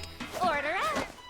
Because I saw it in a recipe with mac and cheese, and I'm like, I'll just make the butter and steak with a side.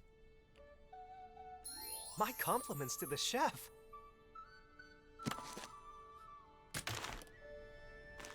Okay.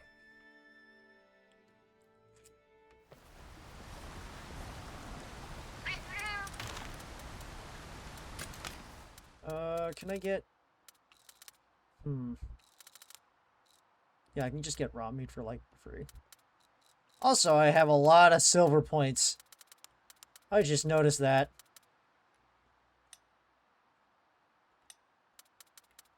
I need more rations.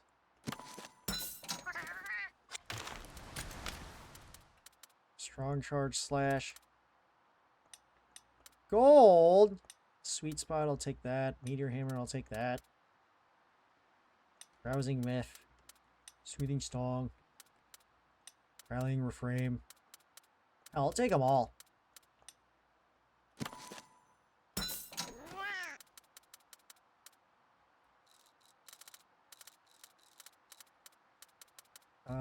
Any other... Ooh, dash juice!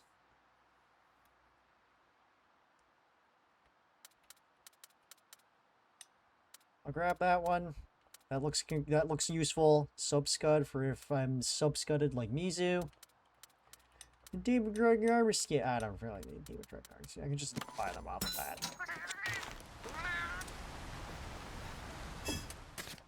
Let me go ahead and make some dash juice.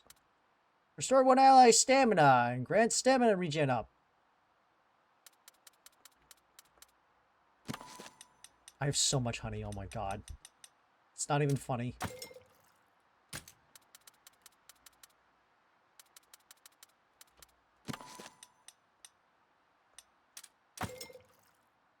There we go.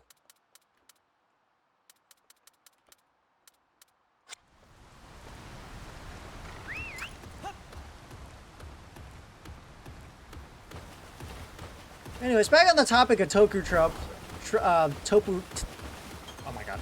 Back on the topic of Toku brain rot, I've actually been kind of behind on some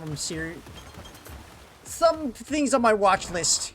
Mainly Deca Ranger and Gavin Infinity. I've actually not been keeping up because I've seen just the drip marketing on socials for Gavin, and it, like, they apparently brought like Jiraiya back. Just like in Metal Hero format, and I'm like, dude, that design, though. I kind of want to see it in action. Because Jiraiya's been kind of on and off in terms of Toku broadcasting and cameos. Like, I would really like to see much more Jiraiya action. Not Naruto, mind you.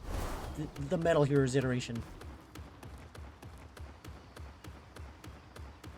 Also, is this hold on. Hi. Oh, I can turn this in. I owe you. Don't sweat, I'll prepare my own weapons. I can't skip out on the preparations. I'll take my sweet time. Wow, that was actually a lot of XP. Yeah, no, I really should not be skipping out on side quests. Because I'm definitely underleveled and I'm definitely underprepared. I also need to go fight all the monsties in this area. I haven't fought every single one of them so that I can unlock their weapons. I haven't fought Garen Golden yet. I haven't fought Steve yet. I haven't fought... I don't think I've fought Gangaruga. Have I? I'll need to double check. Okay, so if you look here... Go from the cat van station up... Okay, so this has been kind of bugging me. This cat van station has been... out of my grasp for the longest time. And I'm not sure how I would go about getting over there. It has eluded my accessibility for like a good minute. Mayhaps if today I'll finally progress down the story enough so that I can find a way. Let's fly with Steve.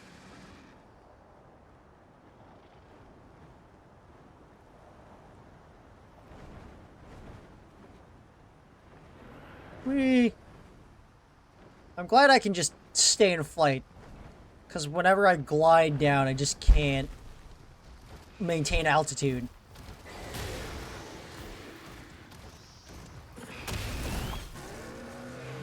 Oh, God. I'm gonna need to engage one up close. Actually, hold on. I forgot. I need to hit it with a breath attack. Whoop. There we go. Here, let me fight you the normal way. Let's go! Watch me! You did it! Oh yeah, we did it! Well done! I'm so glad that this option exists, otherwise we'd be here forever.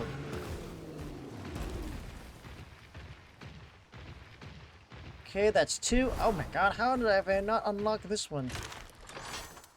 Let me hit that save button.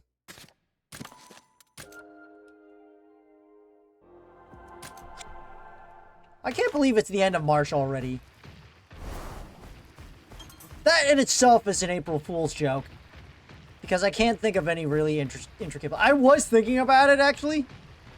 But doing a prank a day before April Fool's is like asking, you know, people to show up for your birthday party before your birthday. I can't really bring myself to do that.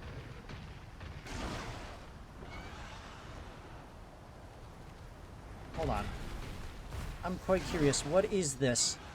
What are these things that I can collect?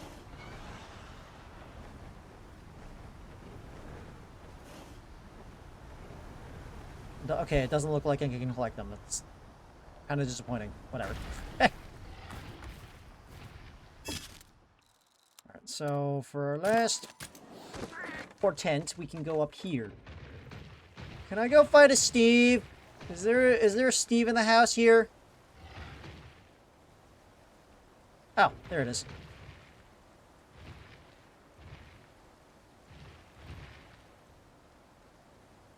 I am confused with our task. What exactly did we need? What? Oh, okay. Side stories, there we go.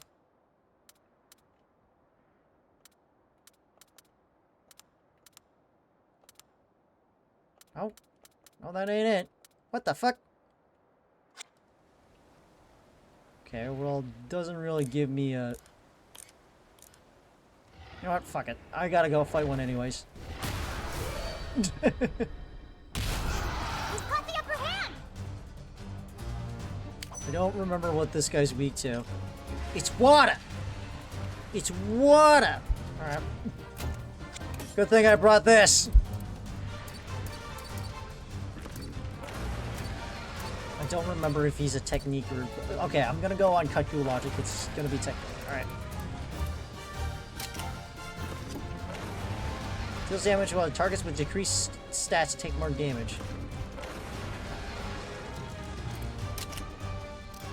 I don't have a debuffer on my team, so this is probably not gonna really do much for me. There we go.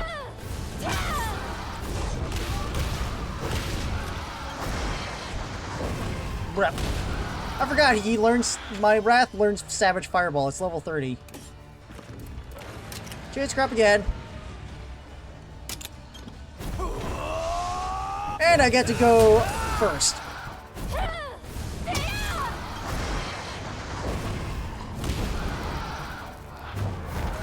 Don't push yourself.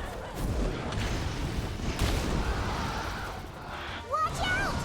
Yeah, I don't know why I'm starting to hold off on episodes for Gavin Infinity. Like, I want to be able to watch more of it. It's just that, you know, I've found myself in precarious situations where I'm either too busy, I'm watching something else, or my ADHD just trails off a lot. And I don't end up watching the episode even though I told myself I was going to be doing that today. This should break the head. Yeah! Don't push yourself!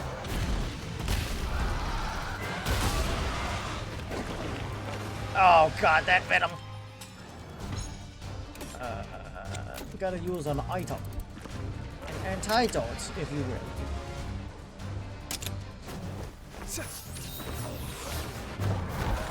You okay? No! Oh boy. Wait, I should be getting out Chatta. I don't know why I'm not.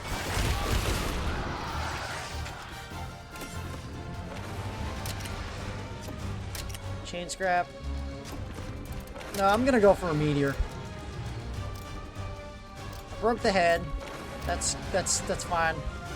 Now to go for a wing.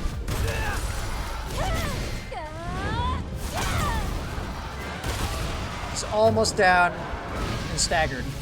Blah! Uh-oh. This might be where my Wrath of perishes. Ah! Burn damage, be a bitch! I've been neglectful. Calm down. Okay, that doesn't really gonna... Okay. If I can... No, I don't have any... I don't got any stamina left. I gotta go... Try and hit it with this.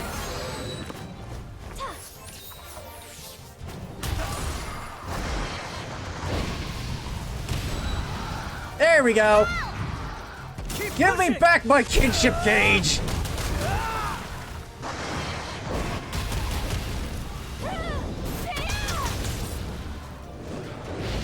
Crap. This will do it! Fight fire with fire. Oh, it's dead. Nice teamwork. Yeah. Oh god, I'm so close. Why do you edge me so with this? Obtain Yangaruga's stomach. Also, there's a super rare den somewhere. I want to go grab it. If I can find it. Most likely up there, I think.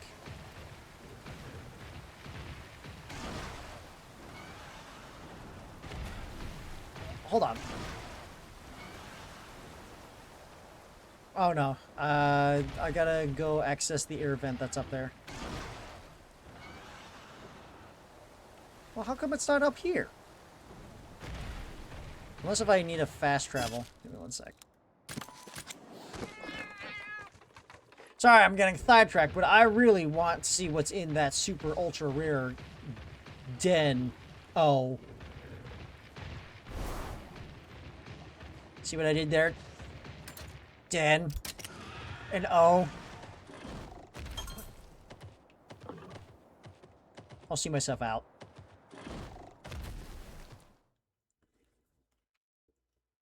Order Sanjo, bitches! Where are the Imagines at? What is...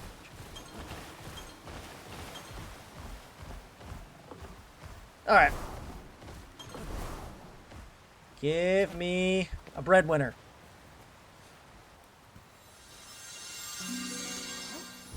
Ooh, this Yangaruga egg looks kind of fire. Kind of want that. It's got a this is definitely guaranteed to have a rainbow gene.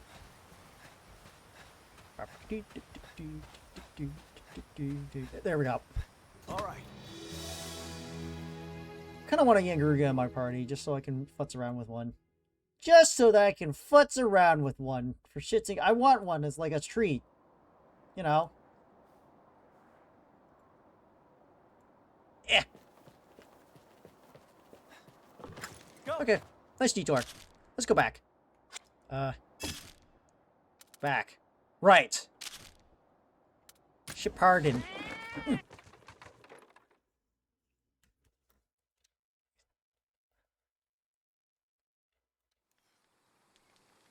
We've got everything we need, so let's get started.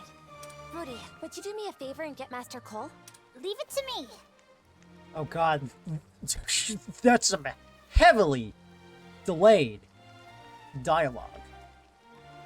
Almost like ventriloquism, but like not exactly. Fantastic. Then let's get cooking. Anything I can help with, Eleanor?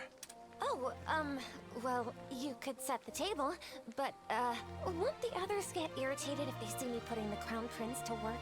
Don't worry about them. You're a princess Honestly, cooking. I've wanted to give this stuff a try. I don't know how cook. In that case, I'm more than happy to have your help. Great. All right, time to get to it. Is there gonna be an animation? There we go. Bon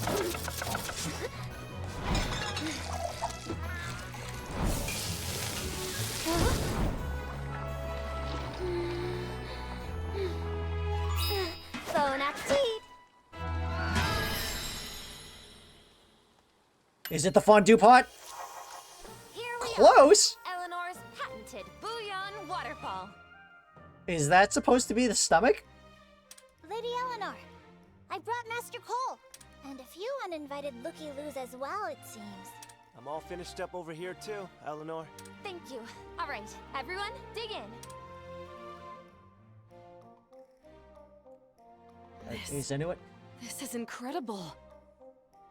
Amazing. Never in my life have I tasted something so tantalizing. Hey, Len! That was supposed to be my plate! Oh well. Oh, what?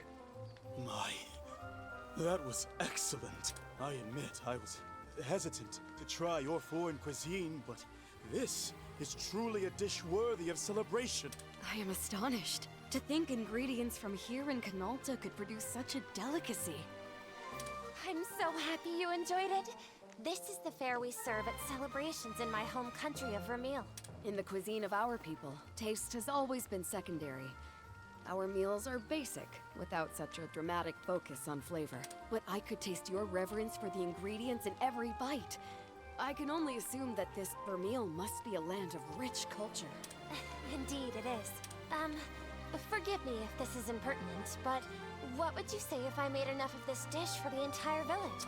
The villagers would be quite pleased, I am sure. Fantastic! Then let's tell everyone they're invited to. I'd prefer you held off on that. Master Cole? Is something wrong? You seem to enjoy the food, so I thought you might be eager to share. You are still in the middle of your journey.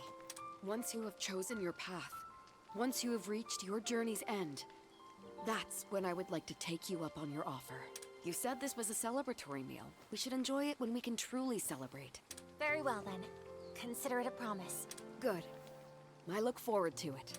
After That's such gonna a be delicious opportunity, not for Master another Cole has quite a 2 sense months of for me. self-restraint. I think that might actually be his way of cheering us on. I see. Well, when you put it that way, He's given us his word. We'd better come back with good news. And when we do, I'm going to prepare an even more lavish meal. I'll be counting on your help with the ingredients. Okay, maybe looking forward to that side story wait. chapter. Oh, I just put 2 and 2 together. That's why it's called that. Sheer Hammer Bro 2! Angie developed. Fiery Spirit. Temporarily increases fire damage dealt to monster. Undergoes transformation during battle.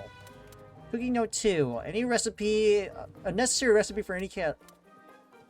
Huh. What kind of buff does it entail?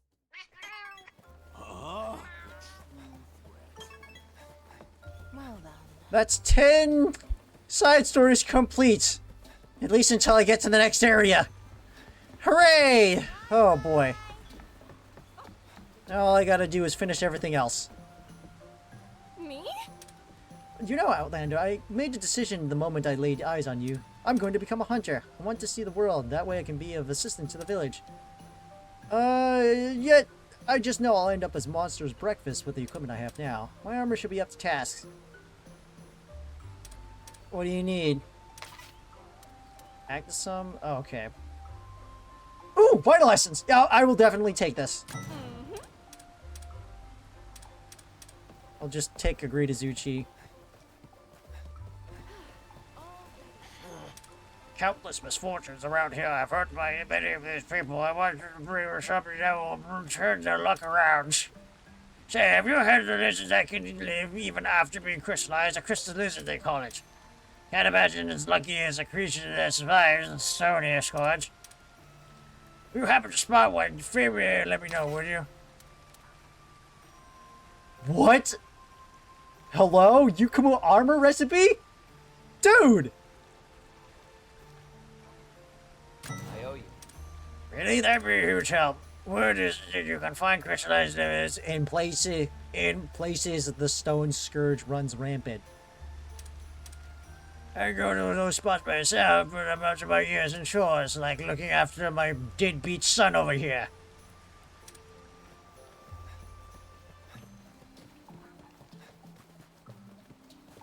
Why don't you pay tax support? I am the why don't you pay child support? I am the child you should be supporting. Excuses.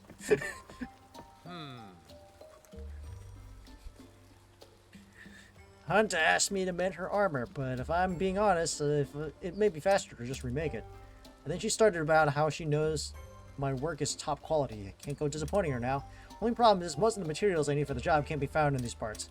I need Pashatin, Polymu, and Plesioth materials. I can get one of these here. I had the Polymu, I just need Plesioth scale. You know, it's been a hot minute since I revisited Azuria for Plesioth. I only killed that one, that was it. Thanks. Alright. Maybe I'll get to chat with her if we get time to get started. Outside of my butt!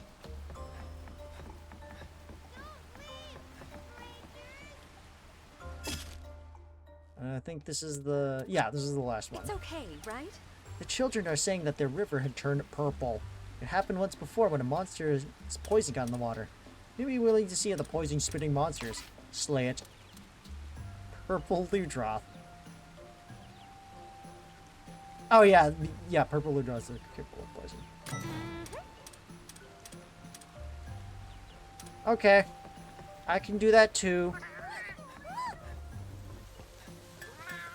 Alright, let's head out there. I also would like to fight a monkey and a Steve so that I can get more parts.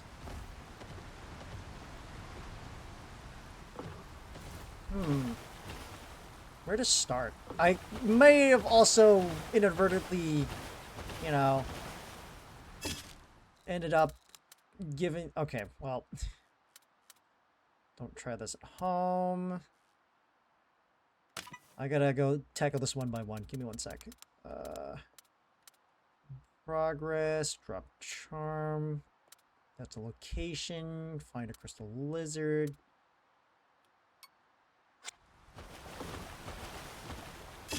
Where to go for this one?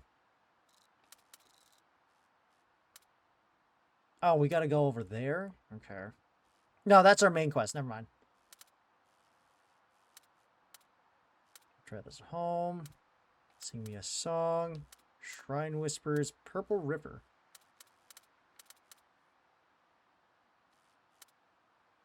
The Witch Doctor's Research. Also, there's a super rare... Oh, yeah, that's back at the, That's back at that, endemic area. Can I get myself a Garangolm?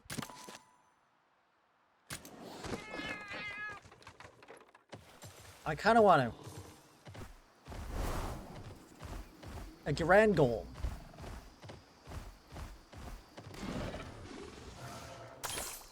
A Golmugamesh. Which is just Garugamesh, but like Garangolm. I don't know. Man, I can't remember the last time I was like legitimately excited for like a band to be playing at cons. I think the last time I like was expecting any kind of band that I wanted to go to a concert to was like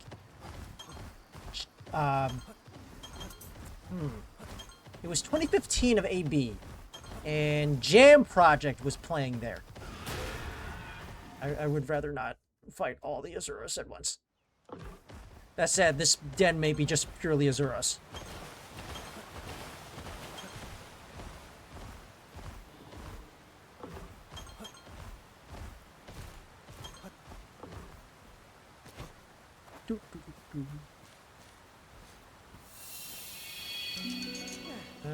Zeroseg, nope. Motherfucker. Ready sushi egg? Nope.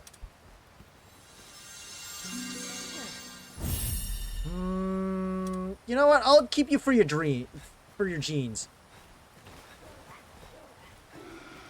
Son of a bitch.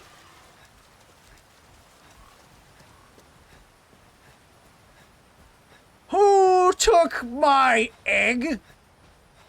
All right. Actually, I do need to fight up a shadow.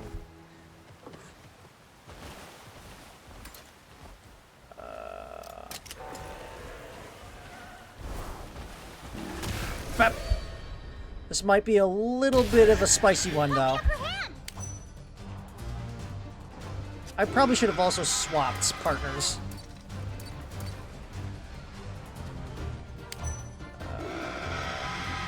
Fire. Okay.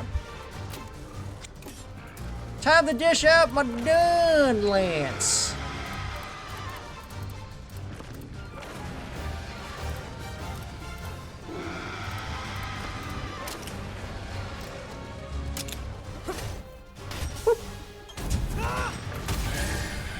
Yeah.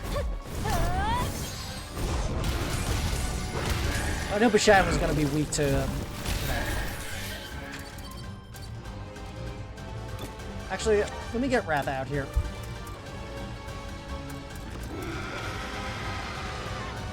Counting on you. Put him out. Nail cutter. No shelling. Tactical reload. Yep. Fruit frenzy.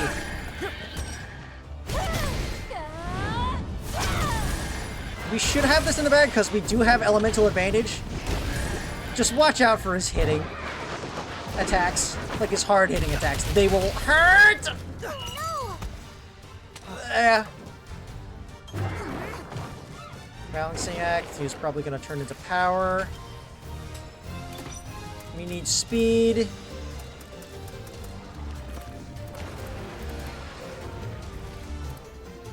Let's go. Unless if he turns... Ah, he's a speedster as well. Stay strong. Ow. Fruit prep. I don't like that.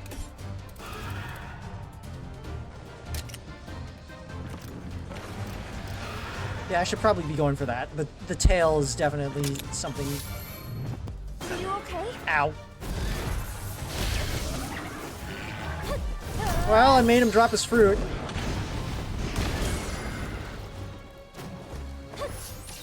Thank you. Alright, I keep forgetting. I need Steve! Counting on you.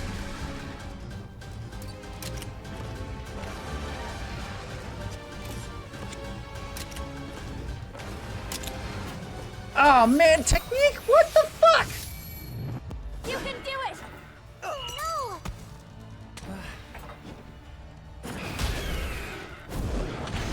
Man, his fruit really does give him the mix-up. Alright, this clearly isn't not working, but I need guard for most of his attacks.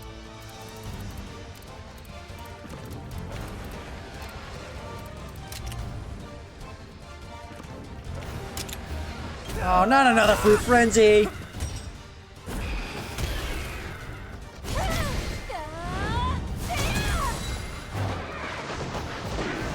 Brap.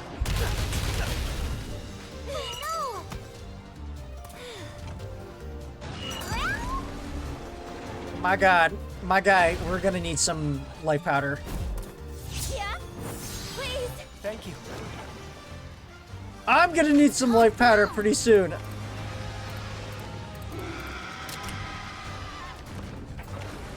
Give me one sec. Don't push yourself. Thank you. Sweet! How'd you miss? Steve, what the hell? Ow. No!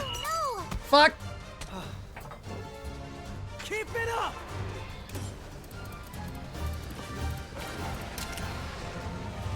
Enough of this. Please do not go next. Now's a chance. God damn it! No! Prince! No! Fucking piece of shit.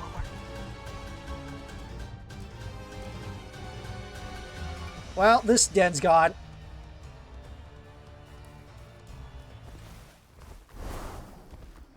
Son of a bitch. What a waste of a life powder.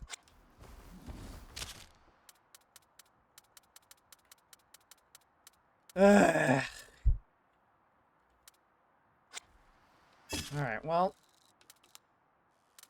At least I got the egg. That's all that mattered.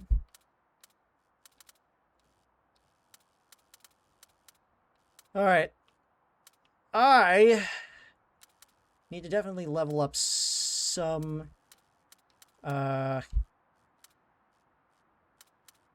gear. Yeah. Because my Izuchi, while it's great, it's only good for crit. Which I probably should have led on with longsword, if that was the case. Alright, let me go find a weaker Bashat to pick on. God. Stronger Bashats are lame anyways. They're no fun. I say Bashatans, but usually not very common in this area.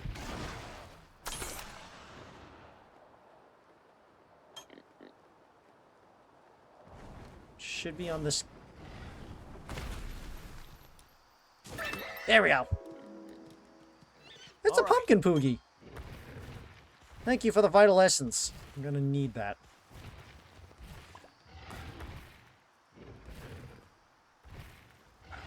Where would I go to fight Bashat? I don't remember. Guess if I were to continue along this road, I'm like convinced that it's around this area. Let me go see if I can go across.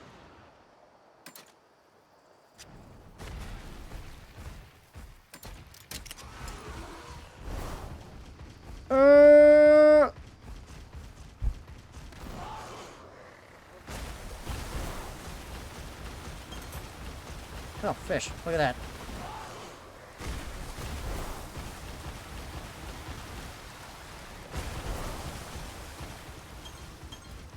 Oh, never mind. Just a bunch of Perry the Platypuses.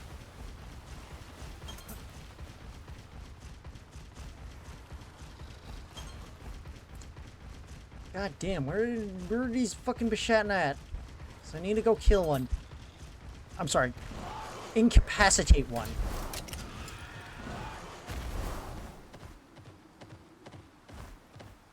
Where would I go for that? Where would I go for that? Also, you know what? I'm gonna go switch out my partner. I'm gonna switch it to Korra so that I can get some aggro off me.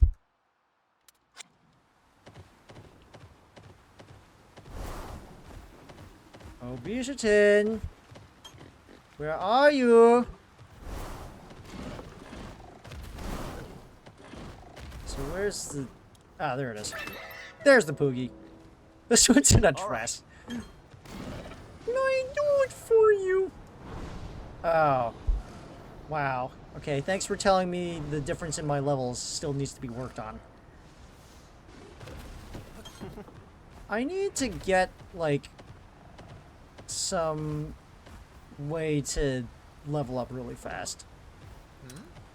Well now, it isn't every day you could see a tamed monster. Once I read about that clan somewhere that participates in such things. Me, I'm an independent researcher for empowering medicines. I test them on monsters. But one of these days... You say, would you be interested in going toe-to-toe with an enhanced monster for my courtesy research? I'm not asking for charity, naturally. You would be rewarded. Royal Ludroth. Rapid shot. Hey, Mega Potions! Just remember, I bear no responsibility for injuries incurred. You would better be prepared. What you're up against is a monster enhanced by my medicine, perfected through extensive research. Now, my little test subject, or my friend, speak with me when you're prepared for our bout. Okay.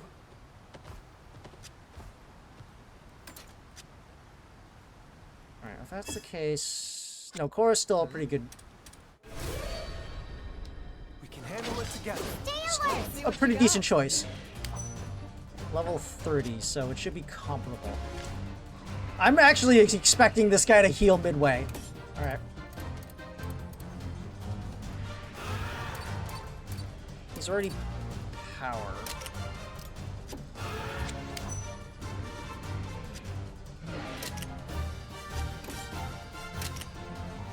But he's already gonna be... It doesn't matter anyways because he's going neutral. And I'm probably gonna be facing the brunt end of it. Motherfucker! Over here!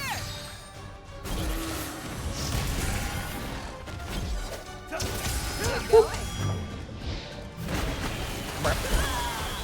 Thanks, Cora.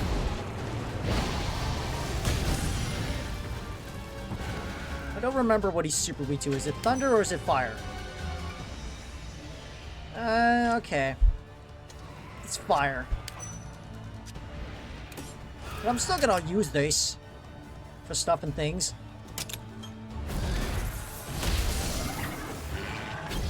Nice one! I don't remember what kind of double attack she did. Shit. Was it technical? I think it was speed. Whatever. I need one more.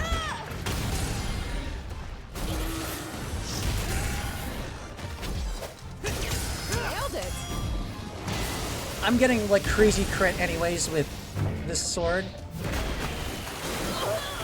So it kind of makes up for it.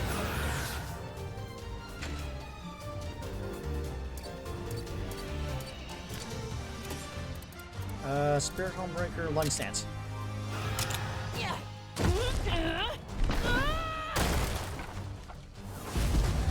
Now! I got it, I think. This'll do it.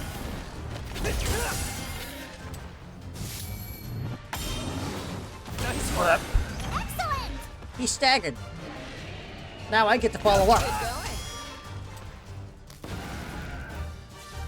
How's your chance? Ooh, he paralyzed. He's also about to be blast bladed. I can't tell which one he's going for.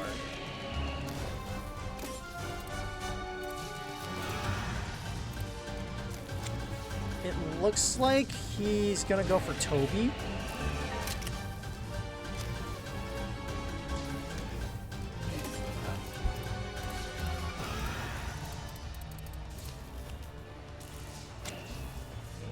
No, I'm still gonna keep the stance.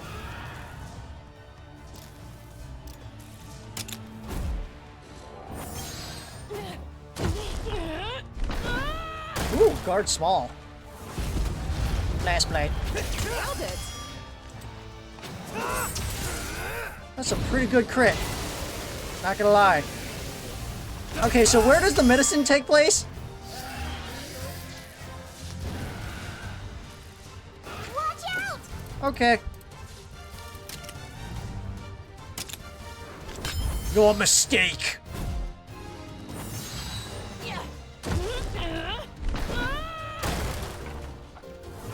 Man, never thought Core would be Blast Blade help. Blast Blade crazy. Go ahead. Woo! You zigged your last zag.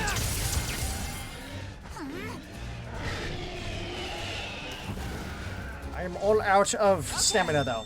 This should help. Keep it up.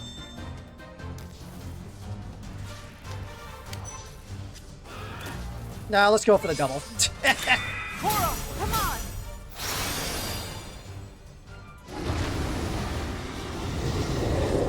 All right, over there! Yeah.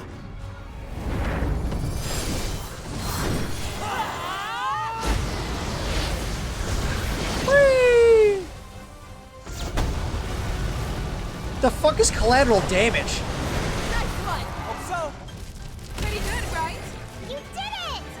Yeah, so about that medicine, That's it done. ain't FDA approved. Wonderful. This is just what I needed. An ass beating? Well, I know I needed those mega potions. You earned your victory. I gained plenty of useful data. Subject displayed tangible enhancement. No noticeable side effects. Yes. If I adjust the research and doses, I can see it now.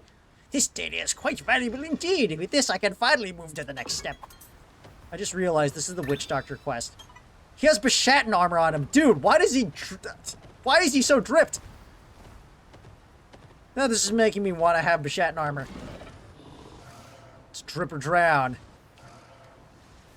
I still can't fight most of these things on the mountain. I'm sad.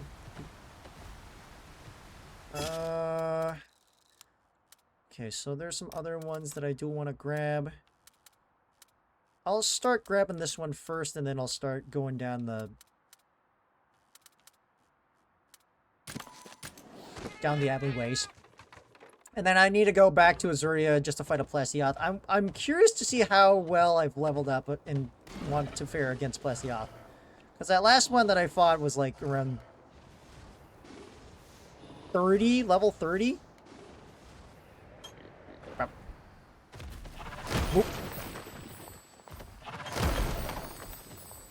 Alright, where's that Poogie? There it is. One of these days I'll figure out what's your purpose. Aside from being overly adorable. Okay. Is it one more level down? Where the hell am I going? I guess I'm going down here.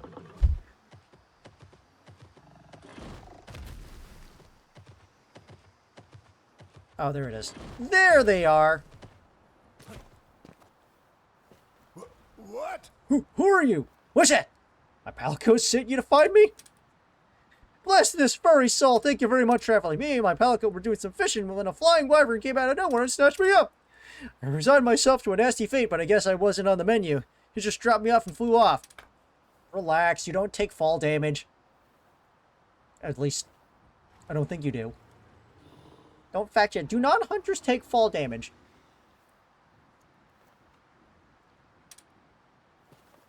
Alright, well, I guess I can go back to him.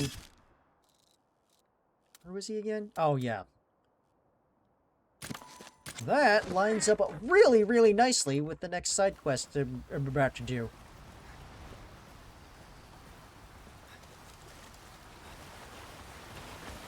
No. Don't do this.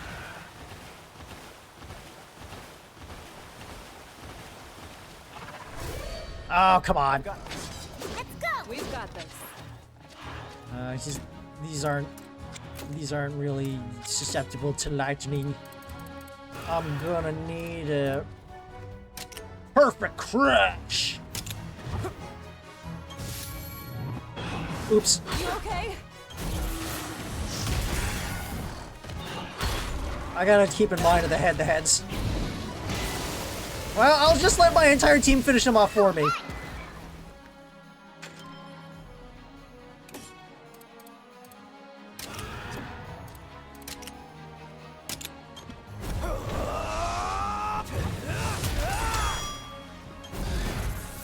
Well, You did it! not really what I'm looking for. I'm looking for great Azuchis. I'm pretty sure I know where their den is. They're probably up higher on the mountain, so I'm gonna need to look there. Anti bleed and sushi fish. I'll go pick him up right away. Ooh, Chatty leveled up. Hey, Chatty. What you doing? Aside from getting swole and all those chatta babes.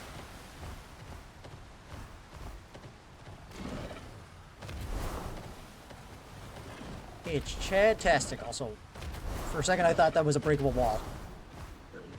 Eh!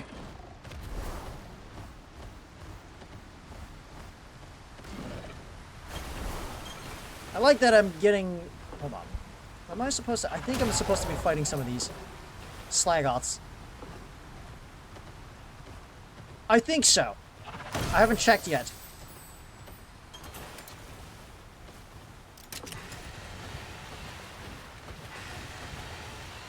Oh, well, I scared it off. Wrong trigger! And button all together.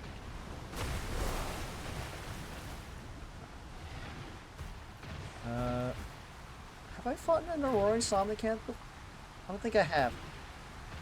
Actually, no, that's a lie, I have. It was a feral one. Oh, I found the Poogie. All right. Well, where exactly am I supposed to go here? Don't try this at home. Everyone says to cook meat before you eat. Oh, yeah, right. I gotta go find Slagots. Which kind of... I kind of scared off one of them. We've got the upper hand! Oh yeah. Everything is just weak to fire. I will go ahead and do that then.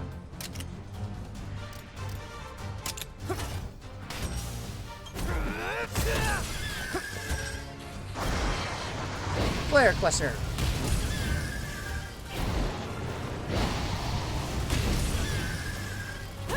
Honestly, I should probably just be bringing her for the Bishatten fight.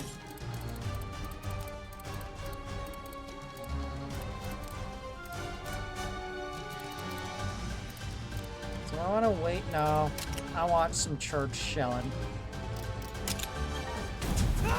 Good going.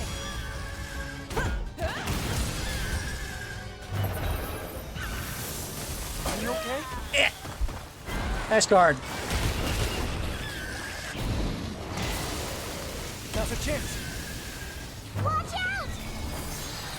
Freezing R, yeah. Got a tactical reload up in there.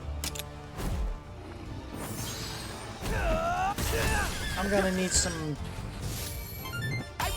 technicalities in here, this bitch. Also, hi, Ben.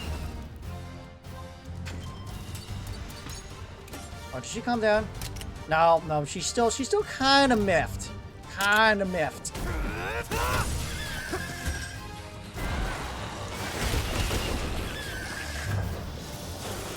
Did you see that link I supplied in the Discord? No! They're open. That was one of the booths I actually did come across at PAX, by the way. Keep it up. Oh, I need some heals.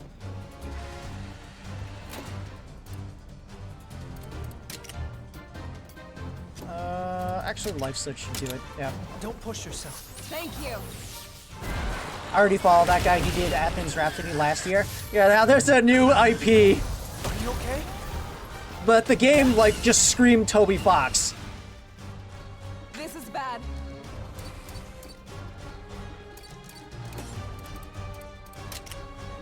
Burr, burr, burr, burr.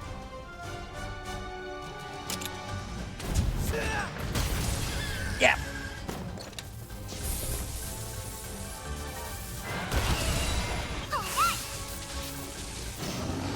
Okay, well, rip you. We're very excited for his stuff. Well done, everyone. Not bad. Still got to play his first game. I don't remember when you played that though. Yeah, but that was not the reason that I wanted to show you that. The other reason was because of what was going on at the booth, and what they were doing is they were making fan art already on the whiteboard for one of their characters. Here, let me go show my reel, because I already did my highlight reel earlier in stream today. But let me go ahead and queue up that photo. Where was it? Here it is. Then I need to go switch to display over here. So yeah, this is what their booth looked like. And there's already fan art. Some people have way too much spare time on their hands.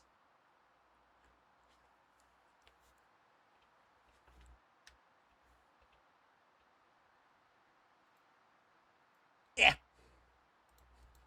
Peak character design. Yeah, it was. It's peak character. It's like peak Toby Fox character design. Game captured. Game captured. Thank you.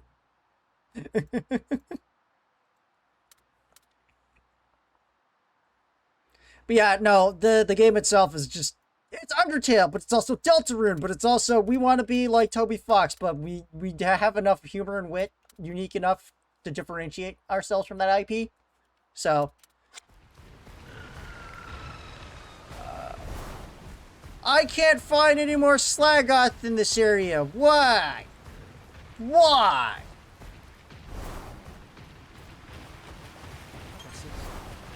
I don't even remember why I needed Slagoth for. Their meat? Let me... I need 4. Okay. It specifically needs to be in this area, but I only came across 2. Maybe if I come back again, they'll do something. All that's left here are the Kelby. Yeah, but PAX, it was interesting this year. I say interesting, but, like, overall, I say it was very mediocre. Because not the usual crew was here. The usual crew was not here today, so I did not hang out as much. So I had to, like, find stuff to do for my own agenda. And that was, like, basically surveying through the indie booths most of the time. I came across a couple of familiar faces, but, like, I hung up with them for, like, no more than 3 hours. And I never, and I didn't go to the dinner plan that we all did. I did hear that there was going to be a hot pot that Creature Feature was planning, but I think Korea just, like, straight up forgot to send me the details on it. I think my biggest upset this past weekend was not being able to attend the Helldivers party. So, for those people who are not in the know, Arrowhead partnered themselves up with a local community to host a Liberty party in one of the exchange halls in the port area for Helldivers. Like, the minute that I heard about that, I wanted to attend. The problem was, they vague post the shit out of how to attend. So they didn't really tell you outright how to attend this event. And it was left up to us, the players, to figure out how. Well, my immediate thought was like, oh, maybe I should just go ahead and reserve a spot. But they didn't actually, it required a code that wasn't evident. It wasn't on their page. It wasn't on their website. It was actually hidden. It was hidden amongst their responses on their socials. So we had to find that code, and we had to enter it in for a chance to get a ticket in advance. By the time I found it, like 3 days later, the code no longer worked. So then that's when I assumed, oh, well, I guess there might be sold out, and that's a real big bummer. Like, come Saturday, after the party, I come across a friend of mine who was able to attend the event. I'm like, well, how were you able to attend? They just said, we just walked in.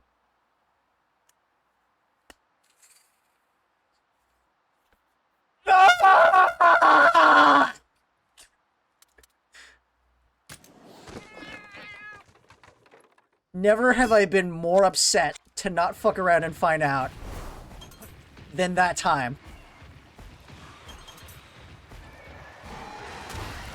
Oh, I need to kill Nizuchi anyways. He snuck up on us! Motherfucker! I have no time for you! What a win! No complaints here.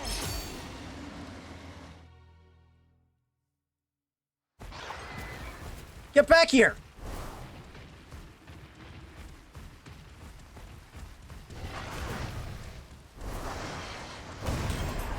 No.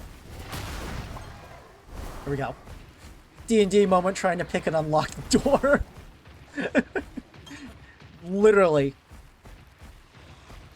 But they actually did that intentionally. Because, if they, like, explained out flat how to attend this event, they would probably be having a line behind that hall that stretched all the way to the back of the port. So, kind of a smart move on their end, but also, at the same time, fuck them. Being snide in their vague posting.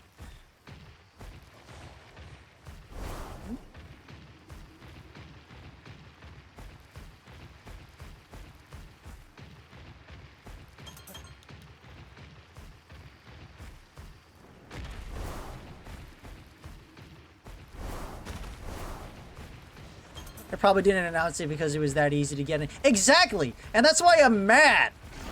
For not fucking around and finding out enough.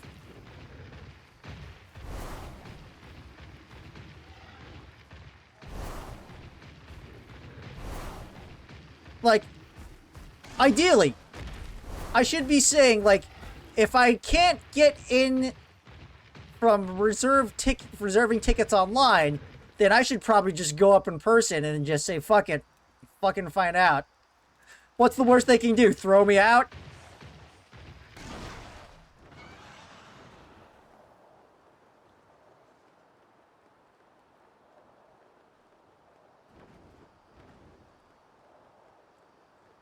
I think it's just like my over-obsession with adherence to regulations, and I really should not be, like, doing that as much. Years of working in a highly regulated environment have basically trained my taste buds to do that, and I really should be breaking the mold.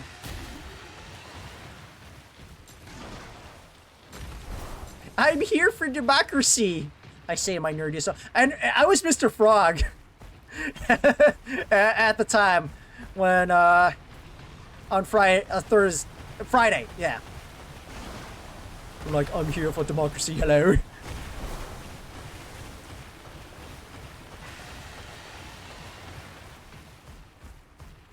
This is not the river I should be going to. This is the river I should be going to.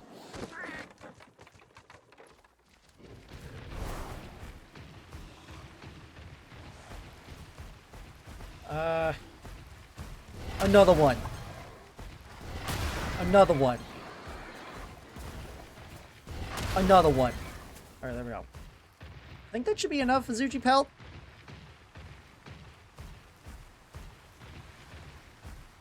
Hello, but how did you get past... Hold on.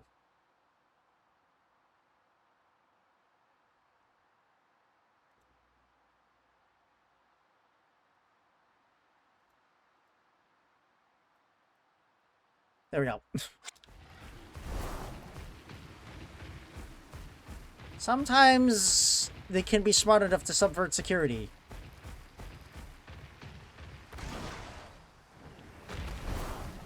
Hold on. Ah. Like here, on the couch. Hey, make it sing. Was that a quest from some? I don't know. Ryan Whispers. Drop a flea. Monster. Beloved Charm. Alright. Doesn't look like I'll be able to find whatever it is I'm finding here. Unless, of course, I can just... Oh, wait, Bashatin.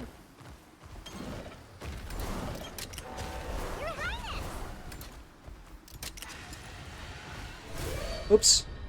We've got this, everyone. Let's go! Just relax. Hold on, I want to get that preemptive strike. Give me 1 sec. Take two. Take two. I love that I can just leave the fight and then just hit him in the back again. Like, bro, you gave me that.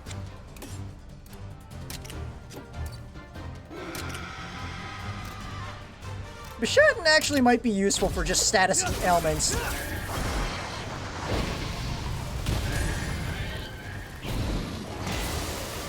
This'll do it.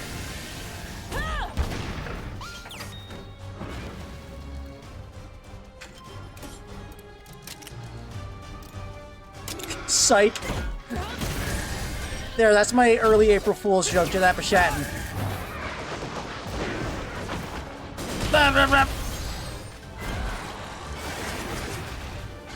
What? Oh, god damn it. The accuracy down.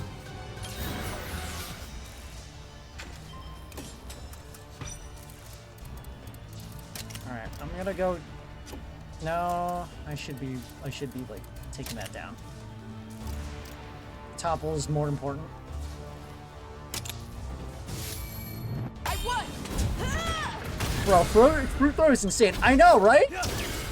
Just the amount of, like, debuffs that you can get, as well as status ailments.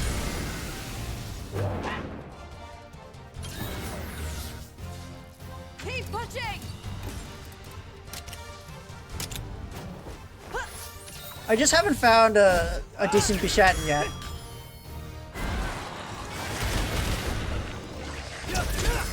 If possible, I would like to find one from a super rare den, or at least a rare den. You did it! Yeah! On to the next! Prep. Because having that status element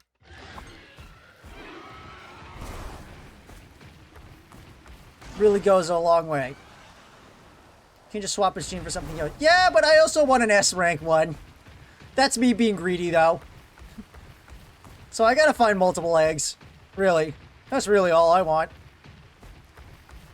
You know what? That's what I'm gonna do.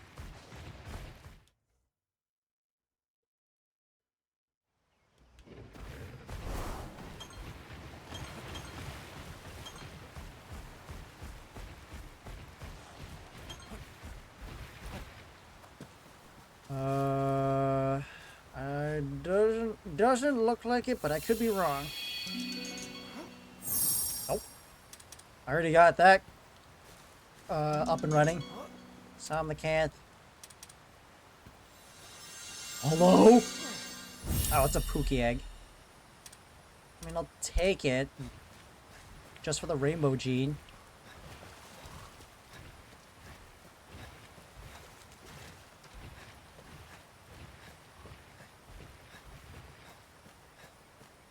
I really should be paintballing more often because I can just buy those off the bat.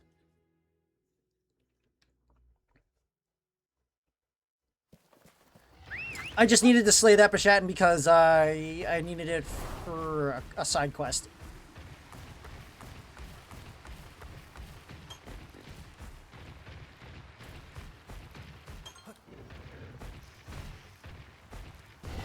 Get out of here, Benavra.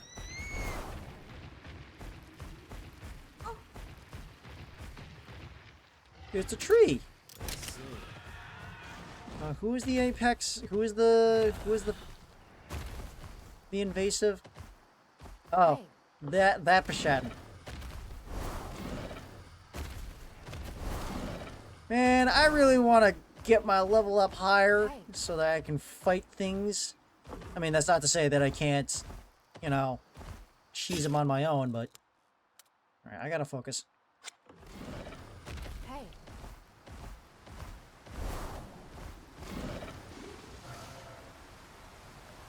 I went to go fight a Bishaten, but what I really need to do is also go look for Ludroth.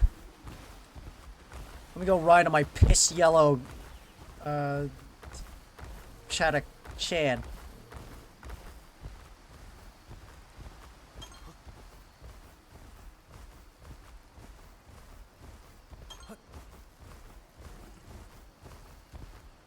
How do we get there again? I don't remember. Ah, here we go.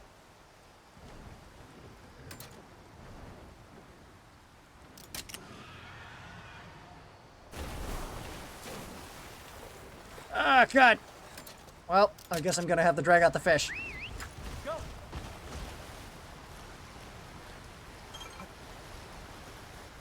Man, this is such an abundant underwater... Boop. Right, wait, I didn't mean it. I didn't mean it. I didn't mean it. God damn it.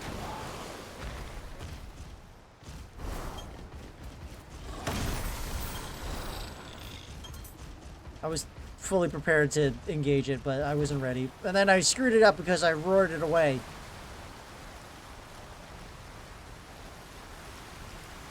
Well, I don't like free fish, I guess.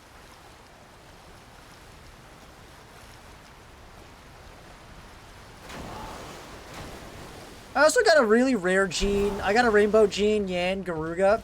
So I'm thinking about changing out my team. But I want Steve to level up so badly. That's the biggest problem. Oh, I know this is a loot drop den, but, you know, can I be cheeky enough to get myself a Shatnag? Just a couple.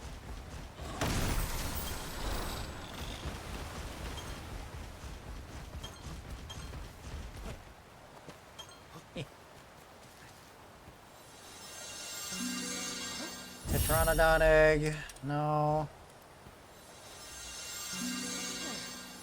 Royal Ludroth egg. Nope.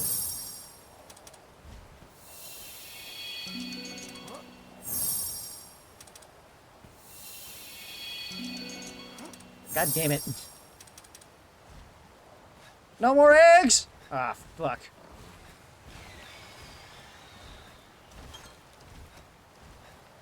Well, there goes my luck.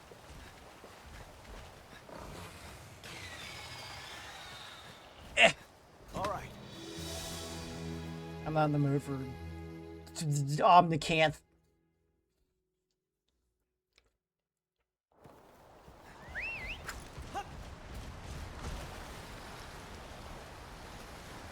Fuck, now I gotta go fast travel out and then re-fast travel back in. Okay. Let's try this again.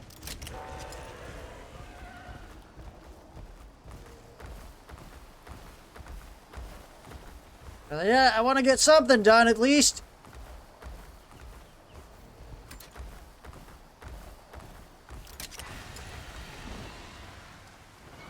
Is there a creature here that can fly and swim? I kinda want one.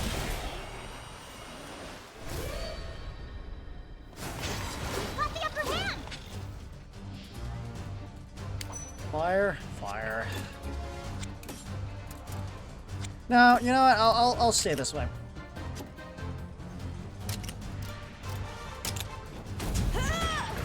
Crap.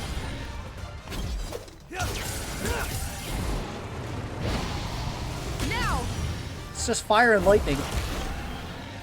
No! Oh! Nice job there, Plessy! I will take that.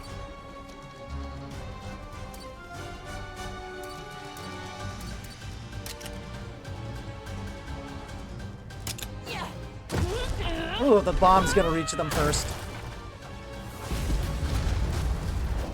That's some really good wake-up call. As dubbed by classic Monster Hunter. Watch out! Technique, I believe.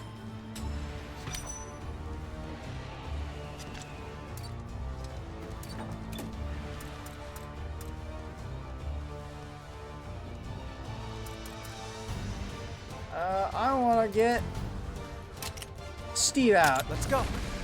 Because I feel confident. Rich. Yeah! I am just that confident, guys. Now's our chance. Nailed it!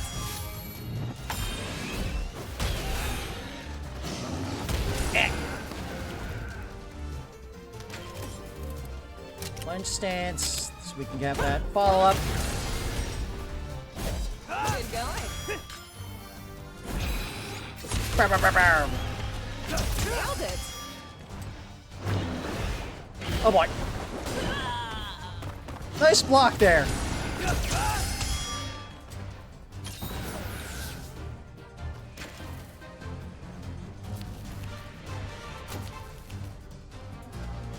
Do we need any? I could use a ration. Personally thinking, I could use a ration. Good going. I just don't want to lose my meter.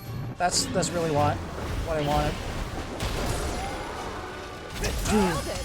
Gravy! No! Come on, everyone. Is it worth it? No, it's not worth it for this one. Let's go for a unsheathing strike. We'll break that part. Yeah! I'll finish off. We really do not need that extra credit. Bam, bam, bam, bam.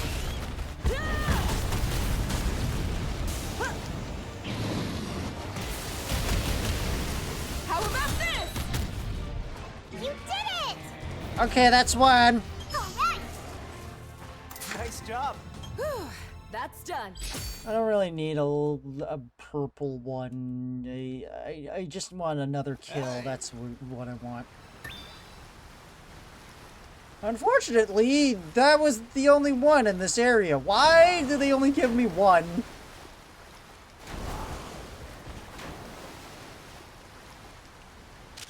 I mean, I can always cheese it. Do it over again.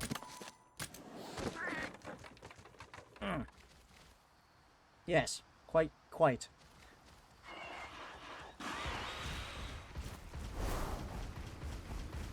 I'm good, thanks. This will probably be the second to last thing I'll do, and then I'll pop back in Azuria, and then I'll fight myself a Plesiath. I do want to see how far I've come. I've become so numb. I don't know why I'm quoting Linkin Park either.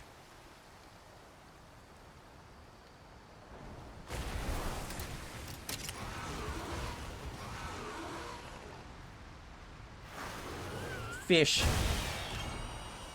I dare you! Meet me on the street, coward! Wow, he's just... Okay.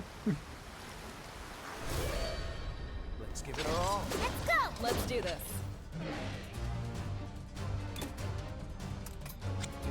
Now I'm thinking of doing some gun lance.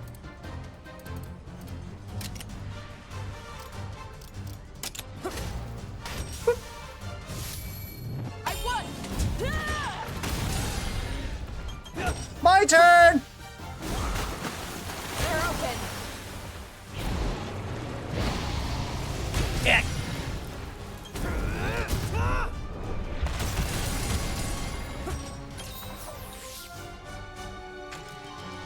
Got me Wyvern Fire down, but I just need to attack a bit.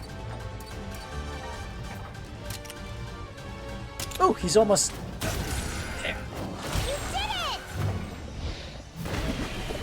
He almost broke.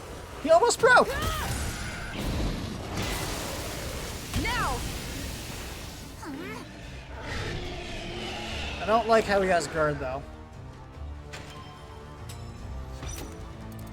Let me hit me up with another ration.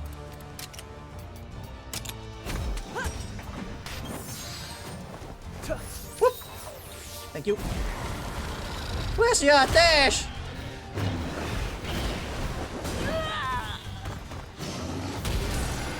Yeah, no, Cora's goated with the sauce, especially with that guard being tank-like guard.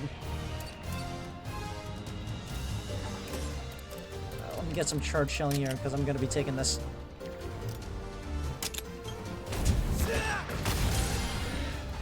Over here! Or Cora could just take it.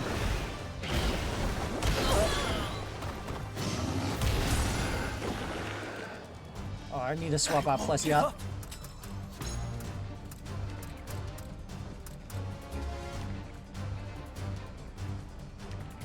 Counting on you. Let's get Steve out of here. Get a tactical reload.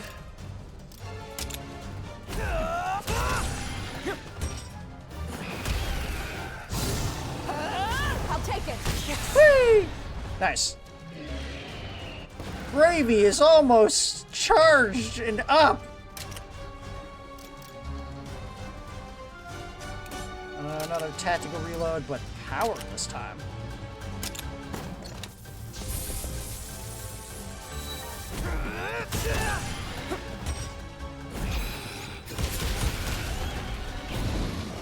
Crap. Yeah, no, this Ludroth's cooked. Okay. Okay, you do you. He was using technical, so now it's using power.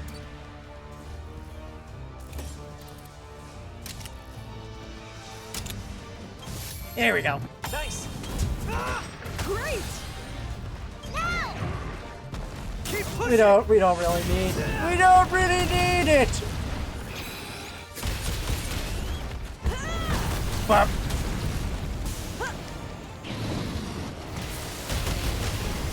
We showed them! Who is them? Yeah. Alright! Nice Wow, job. that's a really high retreat rate. That's done. Okay, cool. So now that completes a good amount. Let's go back to Shepperton and see how many quests we can actually turn in. Hold on, I need to point myself in a direction I can find. Safe travels. Alright, I can turn this one in. Right? How do you fare, Chandra? Haven't noticed. Thanks. Yep. Thunder boost defense. It's another one. Bring it on. How there, and find out how fare my armor materials. Thanks. Wow, I can forge some armor with these materials. I'd better put one and the other in my smithy with the smithy right away. Once the armor's ready, my journey begins. One vital essence, that's totally worth it. And this guy. What does he need again? Outsider. Oh yeah, that's right. I need Plesioth materials.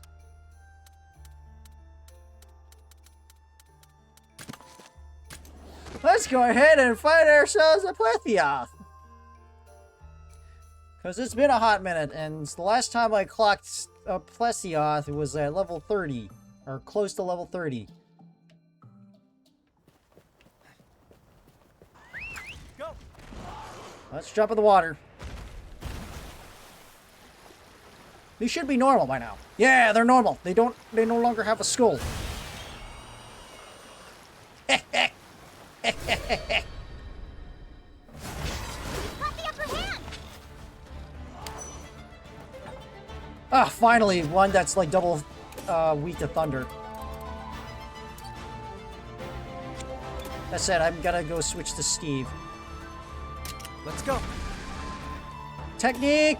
Technique! Technique! Good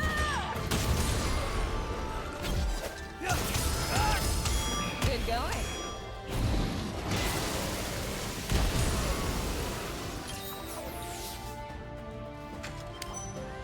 Yeah. So, now we can go... Hit him again!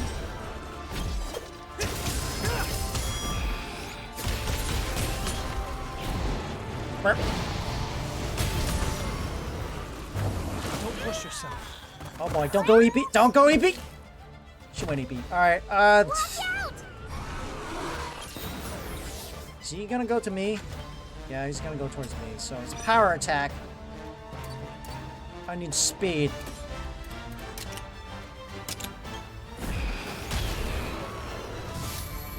Nice. Bop. Oop. Only got a little bit of recall. We're gonna need to get her up. Let's see, NOG drink.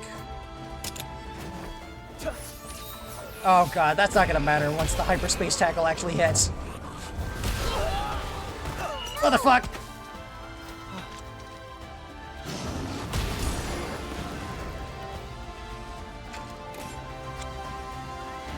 This is not gonna end well. I gotta go switch out for speed.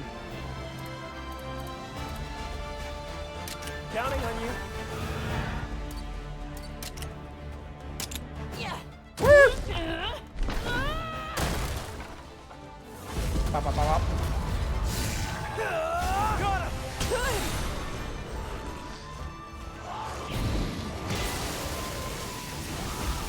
What the fuck? How'd that happen? Explain yourself, Plessy! Let's go. Steve is kind of not doing so great on stamina. Oh no, not spear lunge stance.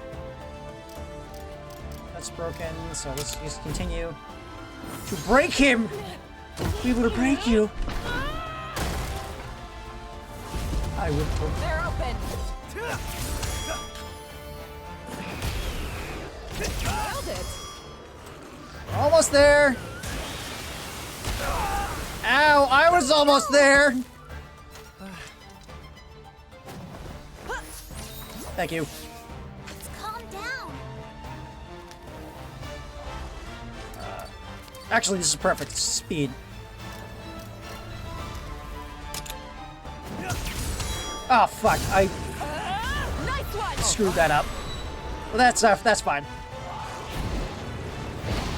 I picked speed instead of technique. I don't know why. What was going through my head? Keep it up! Ready? Who's gonna do what? Shat and Embers? Okay, fine. I'll just rider kick him. On the head. I got it!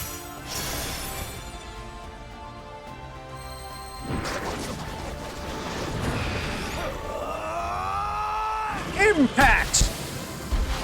Finish! Dat! See that? The power of friendship! Now's your chance. Another one. My all.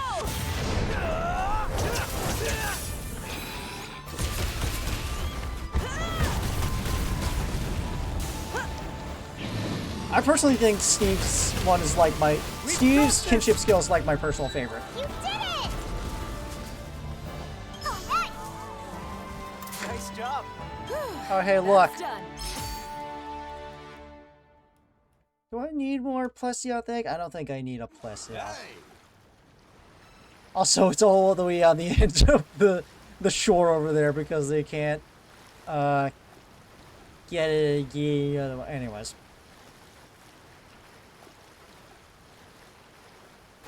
Jump. Okay. Was that enough? Genuinely curious. Alright, well, that means I can actually farm Plesioths to no one's end.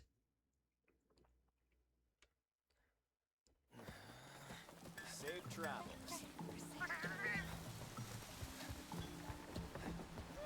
I doubt one Plesioth would actually give me the materials I need. This is Monster Hunter we're talking about.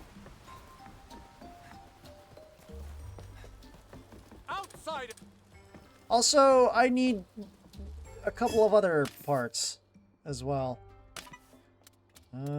Shrine Whisperers, drop charm. I can turn that in.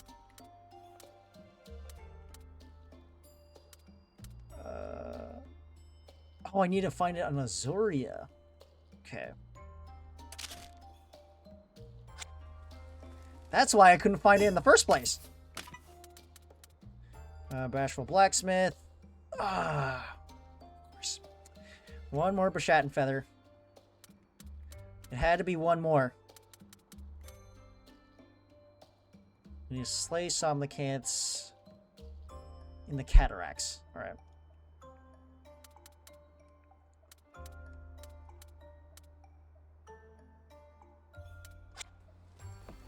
Well, I can turn in this other one, so let me go ahead and do that. Also gonna go hatch my eggs. Because I didn't put all of them in one basket. Don't worry, I'm taking the scenic route. Don't... Ooh, 4.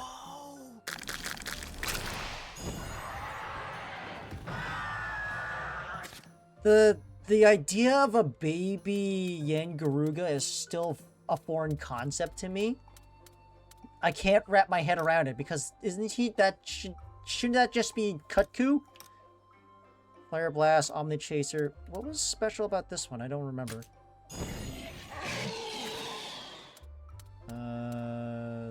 Ludra. Purple Puke. Oh my god, this one actually has some really good synergy. Look at that technique with the Aqua Shot. And there's an S-rank gene in there as well. Maybe I can actually do some rite of channeling.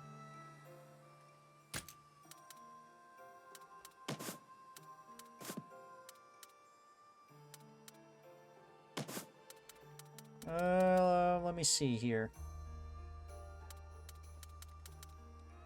Pookie, what do you got for us? Okay. Let me see if I can get you something nice, you know? Oh my god, I have a lot of young Garugas. I can actually get this up to S rank pretty easily.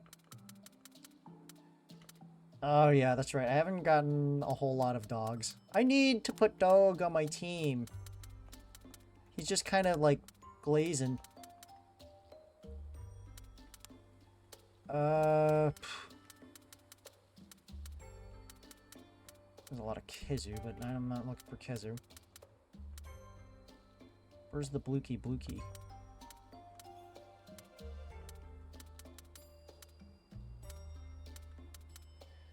I also have a Zuchi here that I don't know if what I'll need. I want to see a Zuchi's kinship skill at least once. At least once.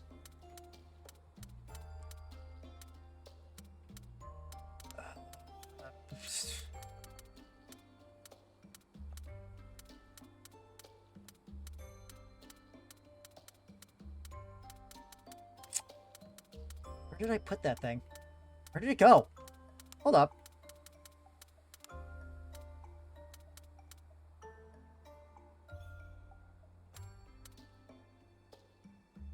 No, that's the one that had the... Oh, right, the Ludroth. What did this have? Inundate. Deals water damage to enemy fleets, thunder defense down, and speed down. Huh. I don't need Aqua Shock, and I don't need... Okay, maybe Surface Break. I want that. Look at that.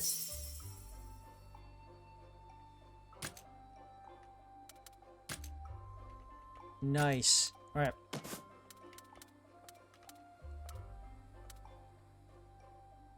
Steve could use a little bit of love here. I don't know what he would want, though. He's sort of like a neutral.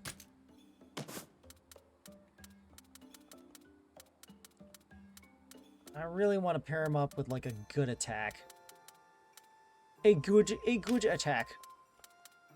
Tail Twister. Maybe a speed one. Deals non-elemental low hit rate but high chance of landing a critical hit.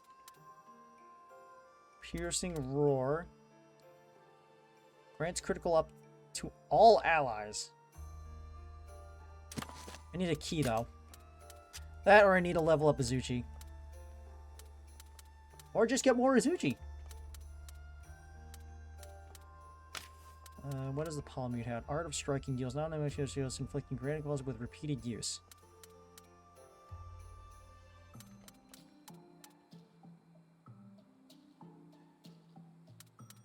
Maybe. That, and maybe I shouldn't be dumping all my genes into one basket because this still is a C-ranked Steve, mind you.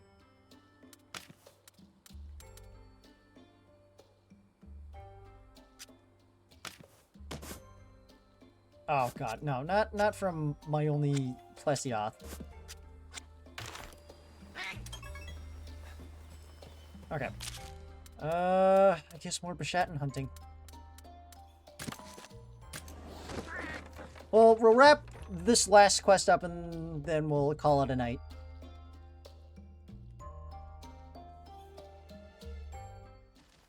I wasn't imagining I was gonna get through and put a dent in the story here. This is just me trying to finish up any loose ends. Get away from the fish, please. Thank you. I will grab your eggs later. Splash zone.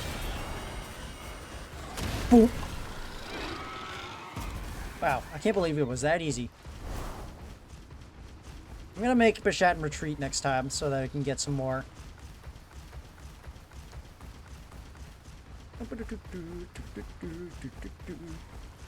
Alright. Another one because I don't think that was gonna be enough.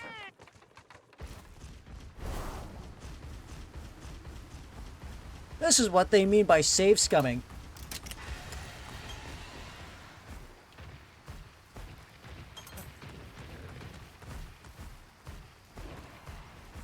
Hi. I'm just gonna go walk into one. Apparently I'm way too strong now.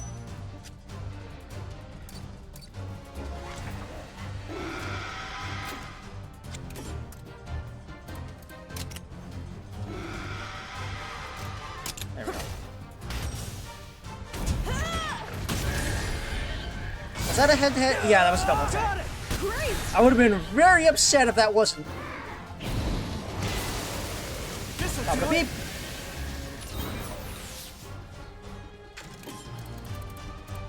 Charge the shelling.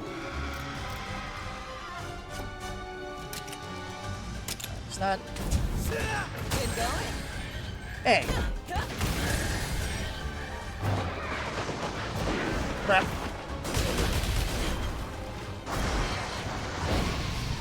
I've been paralyzed.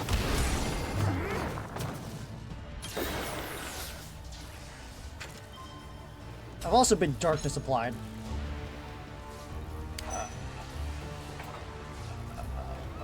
What was his state when he was this? Oh, speed.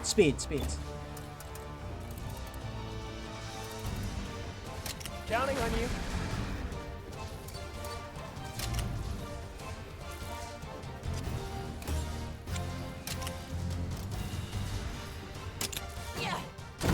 I hope I hit something.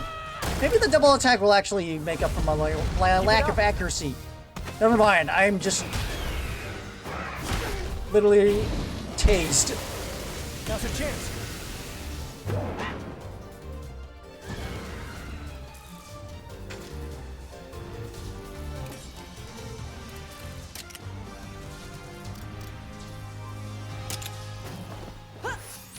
Thank you.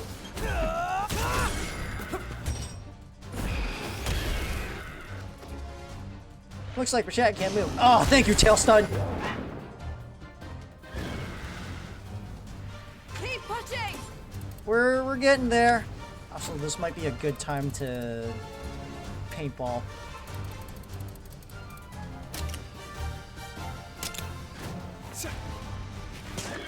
That means I gotta put him down this round. Hey, he got stunned, the bitch.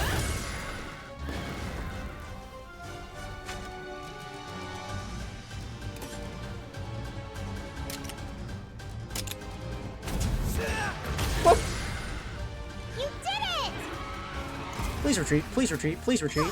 Thank you. Nice job. That's done. I'm gonna hatch these and I'm gonna probably put them in like, I don't know. And, you know what? Maybe neutral is probably the way to go with Bishatten. I don't think I really need an elemental affinity with a guy. Although, if I wanted one to look like yellow, probably. If I wanted fire, I probably would have just chosen Blood Orange Bishatten as well.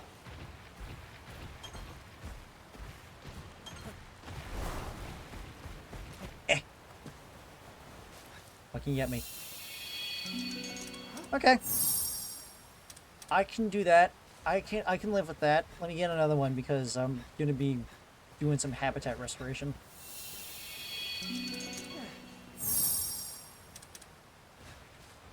That guy got put out cold. He ain't getting up anytime soon.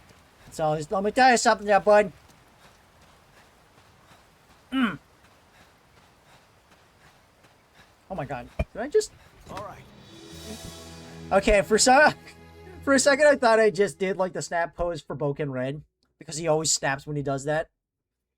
Atsuki Boken-cha! Boken Red! Go.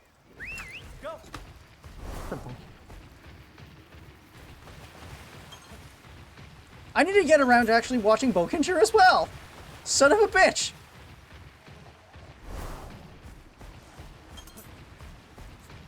And like in this order, probably after Deca Ranger, I will probably watch most likely Time Ranger after that. And then I will go to Bokenger most likely.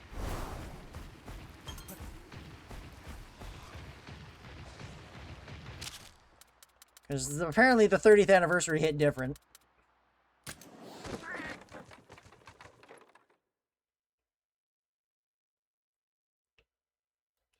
Have our gratitude. Thank you.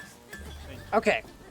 So, if I didn't get all of those materials in that single run, I will say you will have a problem.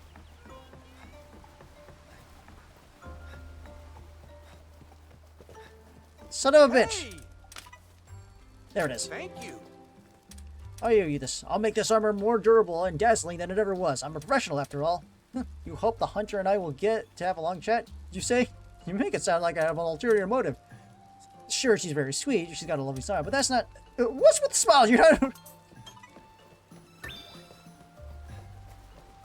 That's a pretty decent XP. Alright, I'll hatch eggs, and then I will go do some habitat restoration. Oh wait, no, I can't do it from here. Look at that. Yeah.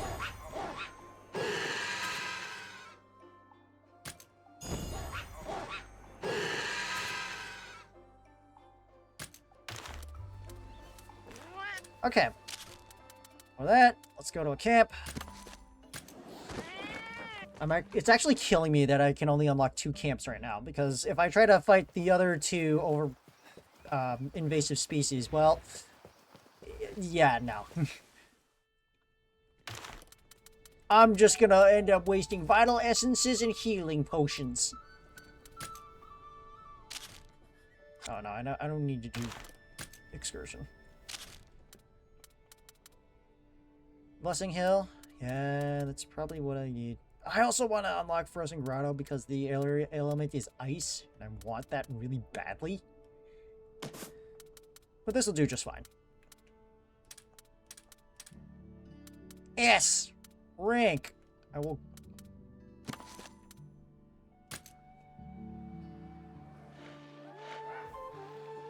Monkey.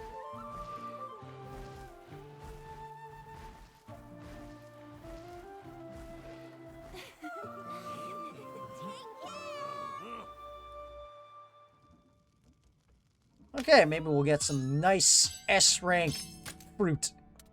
And I'll probably grind that on my own time. For now, though, that's gonna be all it for me. That's just, yeah, I got to wrap it up because not only do I want to eat stuff, I also gotta get ready for work tomorrow. But I should be back tomorrow. Should be back tomorrow. For some more stories content. Oh god. Look at the time.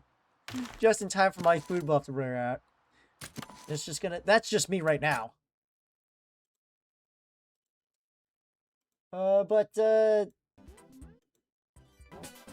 Whatever, we'll put on because I still have the Kaminari Direct on here.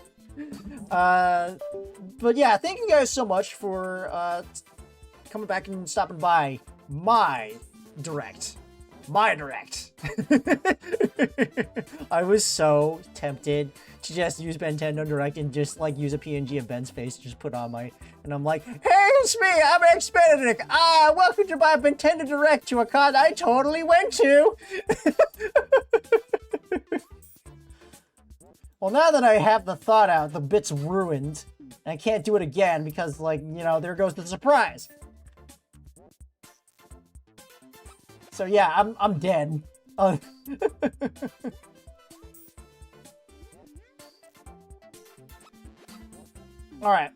But let me go ahead and wrap up and find ourselves a raid target. You know, if those exist.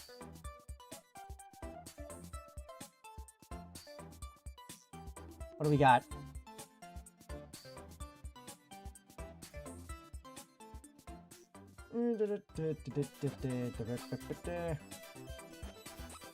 Okay, we got a couple of peeps over here. You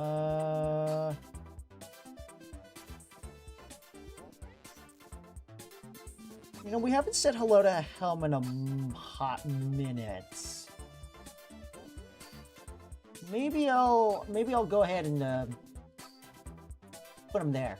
Put it there. You know what I'm saying?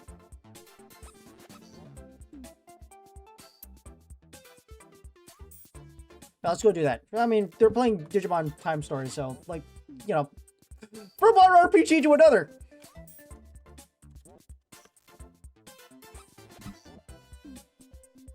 Alright, guys. There's the raid message. You can totally use it. No reason not to. It's literally just a free mount. But I will be back tomorrow for more story stuff. Most likely later, because that's going to be the last...